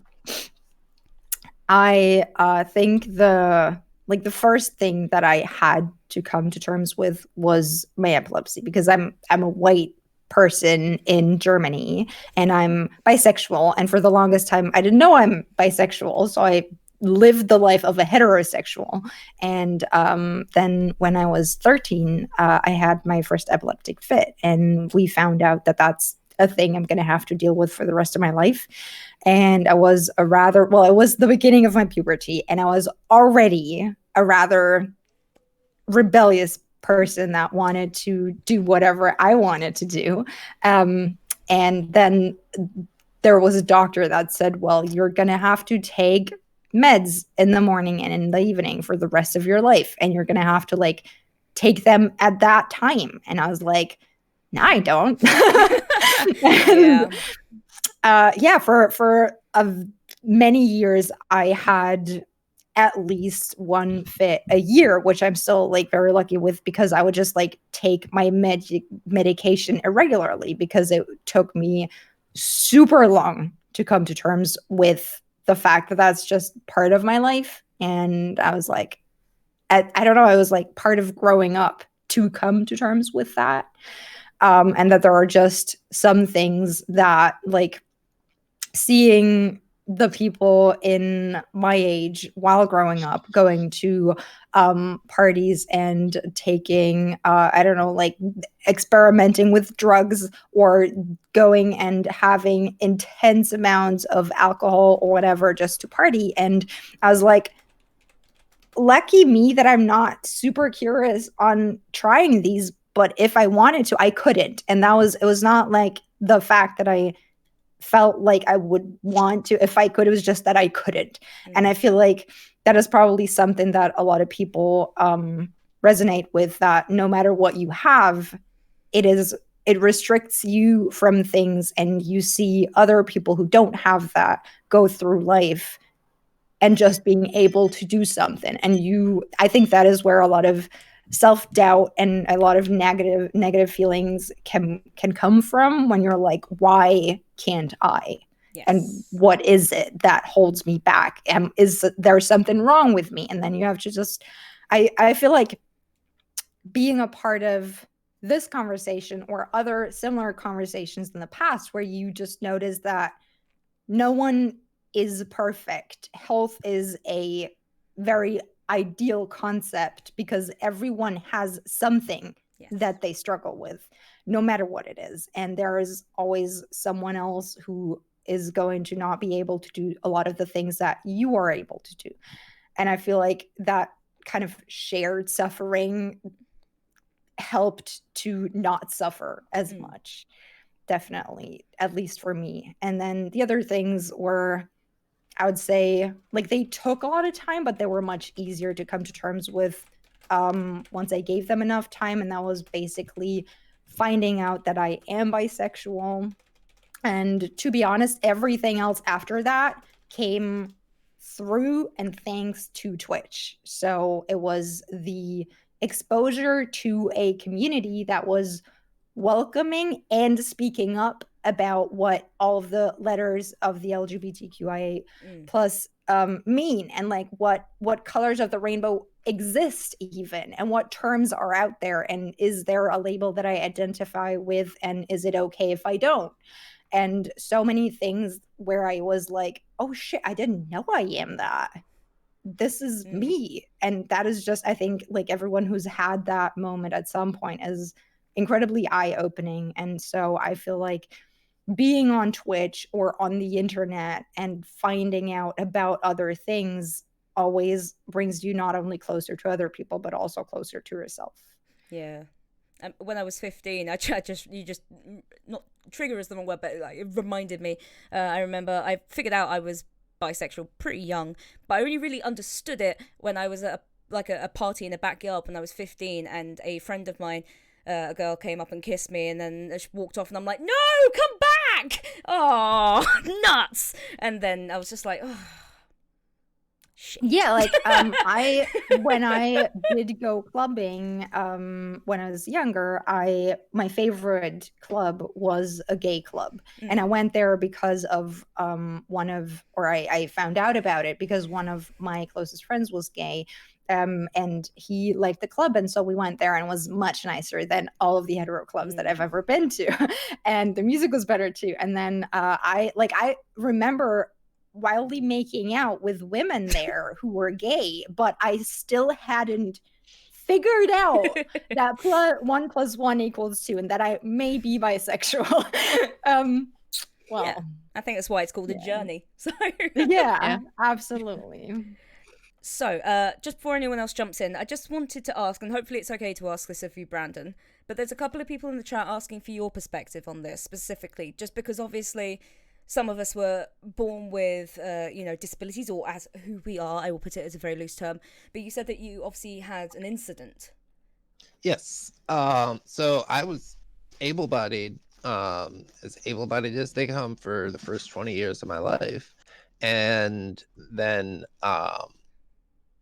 I had a diving accident while camping with some friends, and I was in a drug-induced coma for about a week and a half, and then I wake up and it's 10 days later, I'm in another city, and people are telling me, I've got all these questions like, is this going to last forever?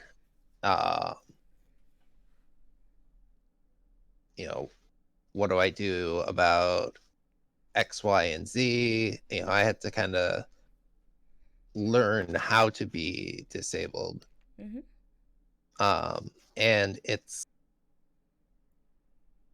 I was fortunate that the hospital I was at had a pretty good neuro recovery ward, I guess, and they had regular classes where where they would have some volunteer who'd been living with the same condition for many years would come and talk to us about all sorts of various topics of how to make sure you don't make sure to do things like pressure releases, and to make sure you don't get sores from sitting in a bed or sitting in a chair for too long. Because you have to not only live with paralysis but also a lack of sensation. I don't feel anything from the chest down, and that's it doesn't come up very often because it's not something that's particularly relevant to video games as much as my that paralysis in my hands, because that has more to do with gaming, because that's what you use to control a computer or a console or what have you. So but a lot of these things, I don't even know if I honestly don't even know if I'm fully to come to terms with them now. I mean, and it's been, I've been living this way for about half my life. So I can imagine it's been incredibly difficult.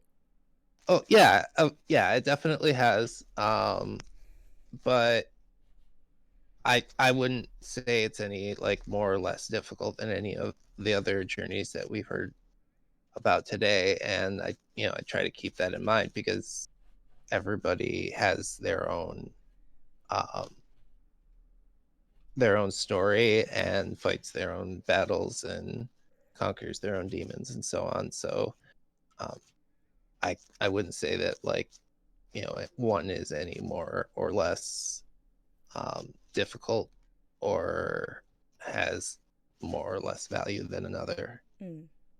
But thank you for sharing, Brandon. I do try to Yeah. be humble about that. Yeah, as I say, I want to be careful about asking because, again, I do understand some of these topics can be triggering, and if anyone is having a difficult time, you need to take a minute. Absolutely do so. If anyone in the chat has had anything, come up for them, Vane has just posted the link in there. There is a link to a worldwide set of support organizations who can do text, phone, web chat, email, or drop in. So if you do need to speak to somebody or anything we've discussed today has resonated with you and you need to talk about it, it is okay to not be okay, and there are people that can help you, so please do reach out if you need it. But yes, thank you Brandon for sharing. Mega, did you want to chime in here? What was the question again? Just what your journey to sort of self-understanding was like I understand in your system, because I know that it's been a sort of long journey for you, at least from what I've understood from the conversations we've had. For us specifically, I know that for me personally, I've been gone for a very long time, and it wasn't until Bean, our former host, who was out the most, started coming to terms with things that I started realizing that I wasn't alone and all the time I had lost. And my homework I keep being given by my therapist is that it's okay to be a person and to like the things that I like personally. I've talked with other systems before about the same thing, where we thought we were haunted for so long that some of us, some altars are, not for everyone, but for us, are formed from taking in just all that negativity and just keeping it away from the other members of the system. And dealing with some of those that have been very unkind and having to kind of approach them inside and be like, why are you hurting? And how can I help? And understanding that there's so much of my life that I don't remember. Mm-hmm. And as well as the gender thing, I am okay being who I am. Whereas when I met Ecto, there was so much hurt because he was the host before Bean, and he was trying to get hormone therapy. He was going through all the motions to transition. And when he found out, it was terrible. And I felt like I took something from him because he was so passionate about it and he really wanted it. And he was gone for most of last year because he was just dealing with it and learning what projects are ours, which ones are the others. There's a project that I've been trying to work on for years that it just never got done. And I would keep going back to it and I'd be like, I felt like I had this timer inside me, like, why can't I finish this? I could finish this in a weekend. And then I wake up and it's like a month went by or two. And now we have an understanding and there's deadlines. And even if Sunny is fronting or Ecto, they will help. And there's much more forgiveness inside. But initially there was just so much fear. And I know that all of it is internal. and that I'm blessed to not have some of the memories that some of the others have, and that it's a very unusual for me to get upset. Hey, don't about worry. things. You're as I say, it's okay to not be okay. So if you need a moment, you take it. We're happy to wait. I like even though we all are one person, we were created to be each other's family, and that was how we were made to support each other, and I wouldn't trade any of them for the world at this point. So yeah, system self-care, everybody. Yeah. I can't imagine how difficult it must have been for your system over the years to come to terms with all this, but I'm so happy and so proud of you to hear that you've got a little more harmony going on, and that you're all able to understand each other a little bit better. And again, as I will say, I apologize if I say anything wrong, because it's still something that I'm very much learning about. The media hasn't been kind to people like your system, and there's a lot I won't know, but thank you for being so gracious and sharing with us and giving us the opportunity to learn. And I really hope that we do get to see more positive representations in the mid, because you're a beautiful person, and the others that I have met have all been very lovely, and it's so wonderful to hear from you and to hear your experiences, and to still see that you've created beautiful art and things that bring you all together. And and I mean this as a very general, it's not a genuine word, it is an inspiring thing to hear. And I don't mean that in the kind of inspiration porn, oh, you're inspiring. It's like, no, it's a general inspiring, genuine inspiring thing to see and to hear somebody really do start to learn to love themselves. So, yes, thank you, Mega. And thank you, obviously, if we've spoken to Sunny today, thank you for everything. It means a lot. Sunny gets very passionate about media and representation stuff, so I was losing the plot for a second there. Not a problem at all. Passion is something that is brilliant to see and brilliant to hear, so thank you. Yeah. Thank you. Who else wants to chime in on this one? Because I know we haven't heard from Liv or Ali or Steve yet, so unless we have on this question and I've gone mad.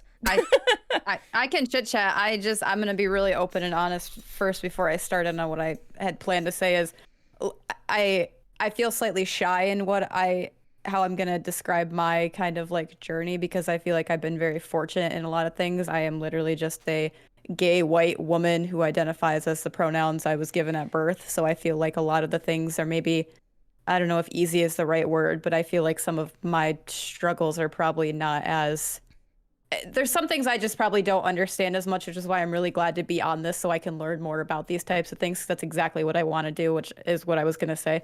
But really my exploration has kind of really started with Twitch, as Niv said too. I came out when I was 20, and it was kind of a golden path. I never really had any hate or lost anybody from it. So again, that's why I said I'm struggling, because it seems like I've just had a very easy life with it, but I've used that easiness, if that's what you want to say, to push myself into other things, to understand other people better, and use my luck to help others and do things that matter, and again, use my voice for those things. But the thing I wanted to say really started last year, is when I really pushed into finding and really accepting who I was as a inspirational gay woman that can use her voice for streaming and for other people. I had somebody come into one of my streams and say, hey, I just wanted to say I think you're really inspirational. As a non-binary person, you pushed me to wear makeup on stream for the first time, and I am recently out as NB. And that was just a really big thing for me, because it made me think that, like, even as a smaller streamer, I was able to do something good in the world, which kind of goes back again as having a kind of simple journey up to just being a gay woman. I feel like I've really been able to help people and understand people and use whatever I've been given to just raise awareness for the things that matter. That's such a big thing for me. And I just thank you all for like having me on this so I can understand more about all the struggles that you go through, because it really does mean a lot to me, and I try to take everything in so I can again understand more and put it back out in the world to help. Brilliant, thank you. Dr. K. Ross in my chest has just said, everyone's struggles are valid and not to be laddered in a ranking, and everyone deserves love and respect. And I will say as well, there is something, and I hope I'm going to say this okay, because I don't mean any disrespect or offence or anything. And obviously that sounds worse than it's going to be. In public, it is often looked down upon to say you are cisgendered or you are white, and that is okay.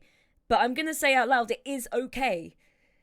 Other people's struggles do not negate your own, and yours do not negate other people's. I can say I'm a cisgender woman, but that I still very thoroughly fucking believe that transgender women are women and should be allowed in my spaces. Yeah, absolutely. And so I will say to you, Ali, that you being a stand-up, courageous, fucking flamboyant gay woman who is willing to be chaotic is fantastic, and you don't have to have struggled for that to be valid or for you to still be worthy of a voice. There's a bunch of thank you for taking those words out of my mouth, because that's what I was trying to say is like, I am aware that I am valid in how my journey has gone, and everybody else is valid in theirs. I just want you to know that like I'm also here for all of that. Even though I haven't been through that, I am going to try my damnedest to understand what you've been through and do what I can to help you. Yes, like Steve said earlier with the the analogy about light not cancelling each other's out, and I say it to everyone in the chat, you do not have to have struggled to be valid in this world, and it doesn't mean that you're cheating because you haven't gone through pain and depth. Like, if you haven't had to go through this shit, then awesome. I'm actually so happy for you. I don't wish that you've experienced pain I experienced. Oh yeah.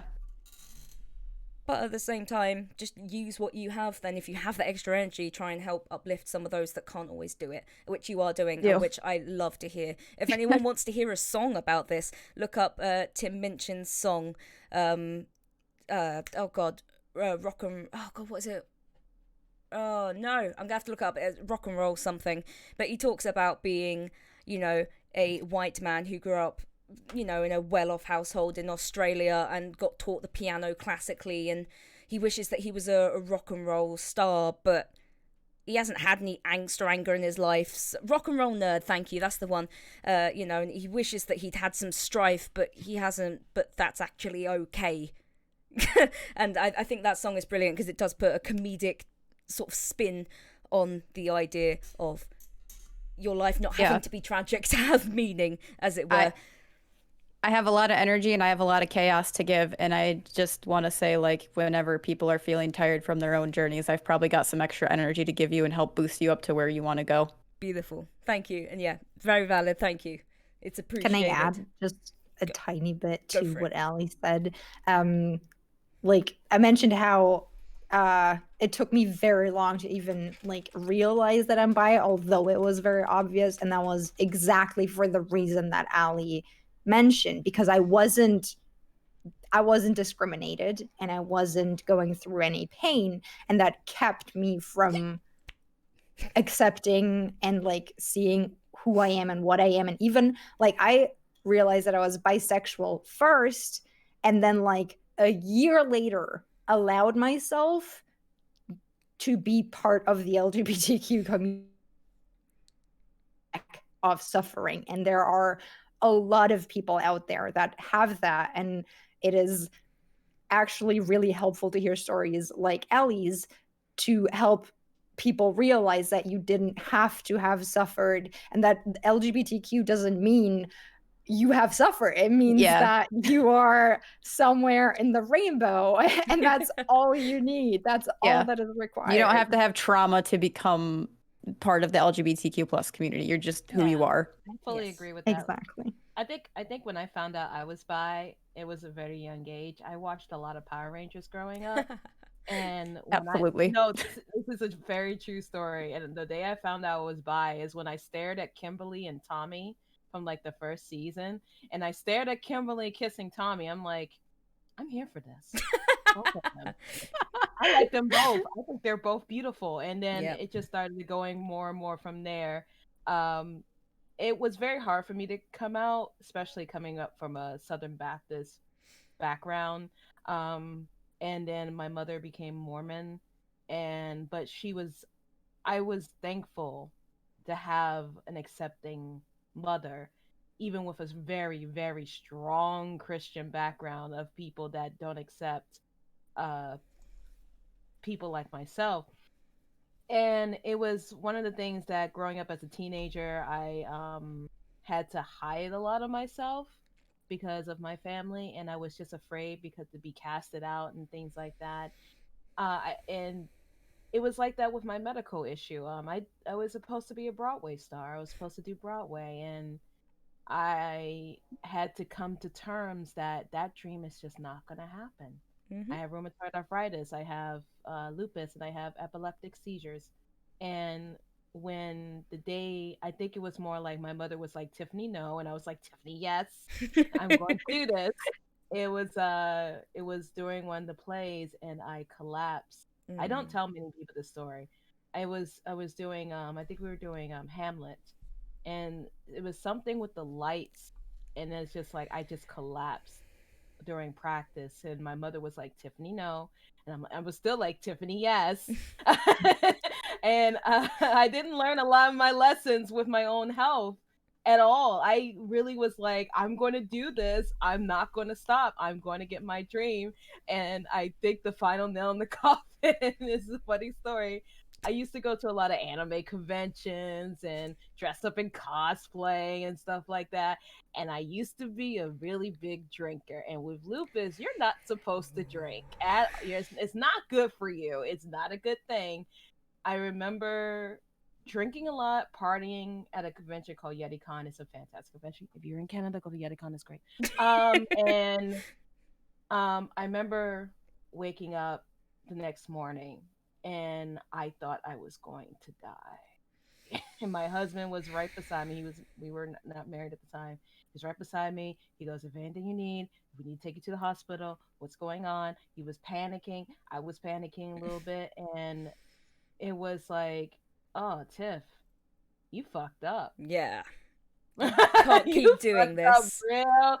It was, and I was hearing my mother go, Tiffany, no, and I'm like, Tiffany, no. It was the final nail in the coffin where I had to give up doing stage acting. I had to give up doing a lot of things that I used to love to do. I used to love to like party at anime conventions and get drunk and have fun, but I also had to realize I have multiple chronic illnesses. I also have a kid that's slowly getting older, and I don't want him to see that stuff of his mother coming home blasted. And so it was the realization that I had to understand my own personal limits. And I didn't learn that until like maybe 5 years ago.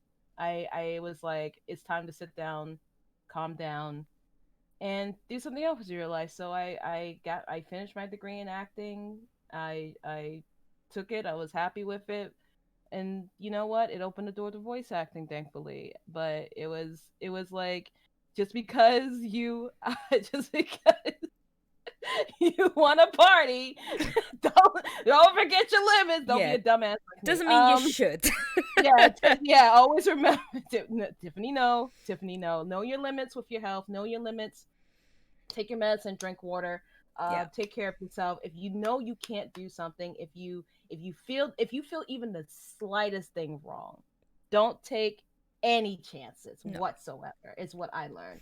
Don't take any chances. Stay at home. Well, we got no choice now. but like stay at home. Self-care is very important, and just understand that sometimes you just gotta hang up the party coat. So and you just gotta let go of dreams and aspirations that you wanted, and it will hurt. You'll cry in the corner. Yep. You'll eat your Ben and Jerry's like I did, and say that I'll never aspire to be anything that I wanted to be. You'll have your imposter syndrome. You have these people saying, well, you spent all that money on this degree. It was like, no, fuck that. Listen, I don't want to die at a young age. I got a lot of things ahead of me. Let's just get the ball rolling and just go a different path. That's what roads are for. They go different ways, period. So you have to think about like yourself in the end. And this may sound selfish. It may sound selfish, but like me first. But no, you have to think about yourself. Yeah, it's your life. You only get one. This isn't a video game. You only get one. There's no repeats. This is Dark Souls. This is Once Sword you Art go down, you Online. go down. So like you have to keep going. That's just how I came to terms with being disabled and, you know, taking my health seriously. Yeah, I wanted to be a paramedic, but I cannot look myself in the eyes and say, are your arms going to work when you need to give somebody CPR? And it's like, I can't say that. I cannot. Which is why I trained as a first aider for multiple years, because if it's literally life or death and I'm the only person there, then sure, I'll hurt myself to save someone else. But I couldn't do it as a job because I can't guarantee I'm actually going to be able to do that. And, like, it's not fair for other people for my limitations to kill them. So, yeah, probably best not to do that. But thank you, Tiffany. So, Liv and Steve, do you have anything you'd like to add as well? Steve, would you like to go? Sure. You'll probably do the last word better than I will. So, I think that much like Ali was saying, I find that my story is still being written, and therefore it's difficult for me to really talk about my journey because it's not complete yet or near any sort of endpoint that I can see. Um, I am white. I am cishet. I am straight. It's the and there is a certain amount of there's a certain amount of, is my struggle valid compared to somebody who is, you know, black and what they've gone through, or someone who is trans and being hunted down. And, you know, I'm like, well, I could go out in public and, you know, yeah, people will call me fat and ugly and they'll laugh at me, but they won't try to murder me. So, you know, it's like, and then you start comparing awful struggles, and it's a horrible place to be. And it kind of breaks my heart because sometimes, you know, I have, you know, sometimes muted people on Twitter who are fellow advocates who will come after other advocates sometimes and yell because, well, you're not talking about this issue or you're talking about this issue wrong. And that's hurtful Yes. in a lot of ways, but it's most hurtful to me when it's somebody yelling that nobody's fighting, and it's like, I'm doing the best I can to fight for everyone at the same time, and sometimes that's not good enough, and sometimes that means you know, I'll misstep, and that's just part of life.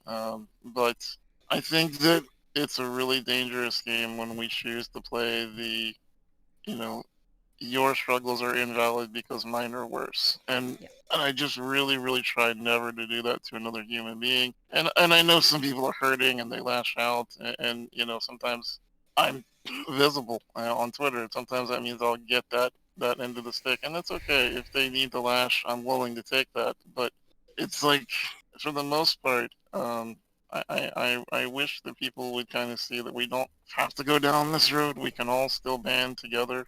We can all still say, like, listen, predominantly it's a very straight, able-bodied world, and we can all together say everybody should have seats at the table, as Brandon said earlier. We should all be able to push forward, and you know, sometimes I it's very hurtful when we get into story comparison, and it's made me a little bit more gun shy to share my own. Quite honestly, it's made me a little bit more. You know, I'm not sure how much I want to talk about it because I don't want to put anyone else down because they haven't, you know, quote, suffered as much as I have. At the same time, then I think, well, my story is not as harsh as this person's, and then I do that to myself.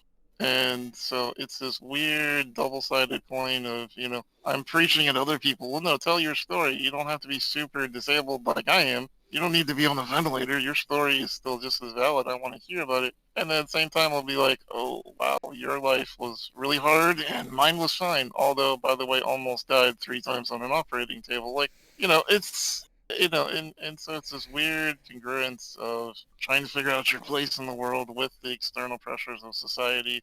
And I think that something we don't really give much credence to is advocates just take this mental load a lot. And when you're willing to get on panels like this and you're willing to step up and tell your stories, there's a certain mental tax for that.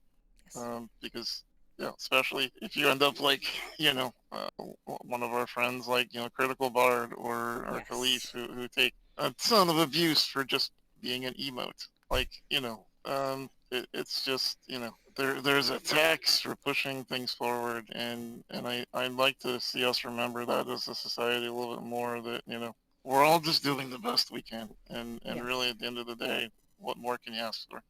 Yeah, and Steve, I will say to you, as somebody who has appreciated your work for a while, you are valid, and what you live with and what you have gone through is valid. And I know it can be difficult to internalize that sometimes and to understand that your worth is just as much as other people, whether they have suffered more or less. But you are a valid person, and I am sorry you take the flack you do sometimes, because it is shitty. And being an advocate doesn't mean you can advocate for everyone at the same time, and it doesn't mean you should, because you are a person who has to live their own lives as well. And as we say, as content creators and as streamers, we can't be everyone else's therapist, same as we can't be everyone's advocate at the same time, because that leaves nothing. If everyone takes pieces of yourself, what is left? You are not left. You have to retain yourself sometimes, and it feels selfish, but you are worthy of somebody else giving to you as well as you giving to others. So thank you. I know it can be difficult to come and share and taxing, so thank you very much for coming on and talking with us. I very much appreciate it, and I know the people in the chat are appreciative as well.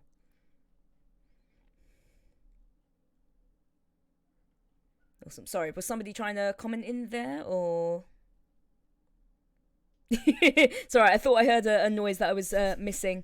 But yes, thank you very much. I appreciate it. I'm still very jealous of your Eevee. Right. Liv, my darling, is there anything that you'd like to add? I think mainly just kind of building off of what everyone else has already said. I think that a lot of, what people like us are marginalized for, we kind of have to just allow ourselves, whether it comes down to allowing ourselves to be that thing, or accepting that that is what we are. It's a process. But yeah, every single thing that makes me different, I've had to kind of come to terms with, like my depression and anxiety. I wasn't just shy. I wasn't just, being lazy. I wasn't just kind of, being an introvert hiding away all the time. There was something actually going on, and it was bad. I think that was the very start of me actually thinking, okay, there's something that I should be looking inward a bit more. But yeah, and then that continued on, and also became easier the more times I just figured, okay, I can allow myself to do this and think this. Like, I come to terms with being, well, first thinking, okay, I'm bi, and then thinking, okay, no, wait, I'm a lesbian, and then realizing, okay, I'm demisexual, and then, thinking something that I'm also trying to kind of come to terms with now and allowing myself to think about is, perhaps having ADHD and wanting to go get a diagnosis, because kind of you know yourself better than anyone else, and so your journey is your own, and no one should allow you to feel invalidated whatsoever. And if you are around people who are making you feel invalidated, throw them in the bin. It's just eat them. Like, for example, I've been talking to Niv about the fact that I might be, I might have ADHD, and like, I'm like, oh, I need to get diagnosed, and Niv has just been like, bruh, you can refer to yourself as, having ADHD. This is a safe space. It's okay. And yeah, no, that means a lot to me. And but yeah, just kind of everyone is valid, and yeah, as long as everyone is treating each other with respect, then that's all you can do. So. Brilliant. Thank you very much, Liv. And yeah, I appreciate what you're saying. And yes, if you do have to yeet somebody for your own mental health and survival, then that's what you do. That is what you have to do. But yeah, thank you everybody. Thank you everybody for your points of views. And Niv, if you don't mind me actually calling out, because obviously I just saw the conversation in chat, it might be a good question to quickly answer before we look to finish up. But just explaining what being a gender fluid person means, because I understand some people when they're like, I don't know what this means. I have to be very careful right now. And it's like, they're not going to break because you said something wrong. No. Making a mistake and apologizing for it is actually a sign of a good person willing to learn. Absolutely. So, yeah. More than happy to help out, because it's also, it like seems, I don't know if there's just not many people speaking about it, or not many people knowing about it, or just not many people being gender fluid, but I have not met a lot of gender fluid people. And it basically means that I hope we all in this chat and stream and everything know that gender is a spectrum, and there's male and female, everything in between and beyond. Yeah. And I basically, as a gender fluid person, find myself feeling different, like in different places on that spectrum at different times. So I don't always feel mostly male or mostly female, or neither as a non-binary. I feel one day like this and one day like that. And it's sometimes it changes, or there have been times where it would change on a daily basis, and there have been times where for now I've been she, they for multiple weeks, even I think like 2 months or something, which I'm not used to. So that's like also something that I'm struggling with, because then I get thoughts of like, are you just an imposter? Are you really gender fluid? But I know that it can literally, I can wake up tomorrow morning and it could be different again. Yes. And so there's a lot of understanding and coming to terms with that still with myself. So what I try to do is like currently I'm perfectly fine with someone calling me a woman. By the way, I much prefer that over girl, because I'm an adult. And I'm currently okay with that, but I need everyone around me to know that that is not a given. That might not every day be the case. And if like I try to, I've like people coming to my stream and ask me every day, how do you feel today? How would you like to be addressed today? And I have to say that is, while that is extremely kind and a nice thing to look out for, it can also be difficult to be asked that every day.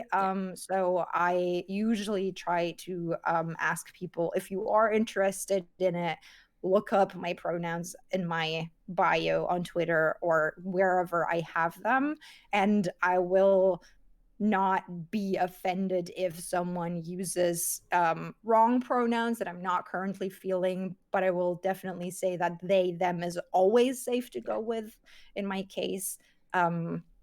And yeah, if I refer to myself as she, which I'm currently mainly doing, then it is obviously okay for someone else to do that. Yeah. There's an analogy I like, which is great, because some people have said, but they, them, it doesn't feel right. It feels rude or impersonal. That's not correct. And it's like, how do you refer to somebody you literally don't know or can't see properly? Imagine there's somebody standing, say you're on a street, a busy street, and there's a shop you want to go to and somebody's asking how to get there. You're going to say, oh, it's the person over there. They are wearing a purple coat. You're not going to say, I think, judging by his bulge, this man is wearing a purple coat. It's you already know how to use they, them pronouns. So just assume, if you don't know, try using they, them. And if somebody isn't using them or doesn't like them, they say, oh, it's she, her, or he, him, or it's these specific set of pronouns, just so you know, thanks. I think people would rather be wrong, rather you got it wrong and actually had an opportunity to learn than just said, no, I have decided from looking at you, you are a girl. Deal with it, So you already know how to use those. So if you do find it a little weird to say they, them, you already do. Just pretend you don't really know that person without looking at them. Stop assuming. Yeah, just stop assuming. And if you can't, just again imagine they're on the other side of a street, you can't see them properly, what are you going to say? And that might feel like a weird stopgap, but if it helps you sort of learn and start using that vernacular a lot more, then it might help. But yes, it's really great to actually ask and to learn. And again, I always say it's not hard to respect somebody's pronouns. You're just being a jerk. You already know the words they, them, so please use them. It's not a brand new language. Yeah. I will ask as well, Niv, are you using the pronouns add-on that you can get for Twitch? Because I am, yes, yeah. If brilliant. you ever make it to my stream, I also have the exclamation point pronouns where I Yep. link it. Perfect. And yeah, we also have that as a channel point redemption, which I can like just pronouns, which I found from someone else on Twitter. Unfortunately, I forgot who it was, but I highly recommend that to every streamer to just have pronouns as a super cheap, like 100 channel point redemption. And then everyone who is comfortable will just put in chat their pronouns, because Perfect. there will be other viewers or viewers who have maybe like viewers that might be gender fluid, or viewers that in my case, like I don't always remember someone's pronouns. Yeah. And even if they have told me before, and so it is a very helpful reminder to just have everyone put their pronouns in chat. And that Yeah. way you will also find out if someone, like I have someone in my community who isn't using the pronoun extension, or they are using them but they didn't put their own pronouns because they don't want to have any pronouns, which is just as valid. But fine. I had to find out through, you know, the pronoun channel point redemption, which the app or extension couldn't deliver that explanation. So there's like a lot of nice things with that. Yeah. So yeah, little just to add on to what Niv was saying, with the 100-point redemption, you get 300 for following. That goes to any channel. So you can literally follow, ask the question, and then unfollow if you really, really wanted to get those free points. So there are ways, you know, you don't have to, you know, be like, I'm going to be here for 12 hours before I can ask this question. It's something you can do very quickly. But yes, there is an extension that you can get for, I believe, Chrome and for Firefox, which you literally set it up once and then you don't have to keep logging into it or anything like that. But it just adds a little tag of your pronouns on your name on Twitch. So, and anyone else using it will see yours and their pronouns they've set up. Anyone not using it won't see them. So you don't have to be worried about others using them to maybe attack you or anything like that, because it's only people that have genuinely signed up for it that are gonna see it. So it does, again, help you sort of, it's almost like wearing a little badge. It's like, hey, I see you, excellent, we're on a sort of level playing field of understanding here. So yeah, it's a great little thing to have if you want to, you know, easily be able to identify and discuss with others in terms of pronoun. So, and even if you say I don't have any, it's like you probably do. If you haven't thought about it, like I guess it's jeans. Do you wear his or hers jeans? And then you may be able to figure it out from there if you are cisgendered. Because there have been some people going to me, I don't know if I have pronouns. It's like, okay, well, you know, if somebody drops something, you'd be like, oh, it's his. It's like, oh, I get it now. Right, he, him, got you. So it can be a little weird. Some people don't genuinely know what a pronoun is. I think that's just a failure of English class. But, you know, or language class, depending wherever you're from. But again, it's something that's quite easy to find out, and something that you can use to relate to others easily. My brain kind of fogged, like went off with the fairies for a moment there, so I had to get it back and go back to what I was thinking. But yes, we've already been going for an extra hour, my friend, so I'm going to let you go and have your Saturdays. But thank you all so much for coming and spending time here with me and with the chat, and for sharing your stories, and for laughter, and for the tears, and for everything. And I appreciate you all so much, and I'm so proud of every single one of you for everything you've shared. And thank you so much for giving this gift to me of your time. It was a privilege. I had a wonderful time. Yeah, thank you for putting this together. Exactly. Yeah. Big thank you. Yeah, you've done such a good job. Thank you. Thank you for know you're tired. listening. And thank you, chat. Yeah. Big Yeah, thank thanks, you. chat. Thank you to the mods again. Yes. Yes. Thank you to all the mods and just everybody that's been here, and everybody who's been on the stream, and everybody who's helped push it and send it to their friends and tweets, and anyone that's been sort of part of this today. Thank you all for everything you have done to allow us to have this conversation and be honest and share a bit of ourselves with you. It's very, very appreciated. But yes, thank you all, my friends. I will let you go in just a moment. Is there anything that anyone else wanted to add before we finish up? I had someone ask if I could show my sweater real All quick. right, go for it. Show your sweater. So basically, it's just a pink that shows the trans flag and a stegosaurus, and the stegosaurus says "fuck transphobia" in Comic Sans, which is absolutely That's the poetic best. and beautiful to me. That's great. And it's from I found it through a tweet. And it's from Dino something. And if anyone is interested, I can let you know, just like hit me up, because it's very easy for me to find them on Twitter, but I would have to look it up. Yeah. Beautiful. Great. Anyone else? I'm loving Tiffany's just constant shaking at the bottom there.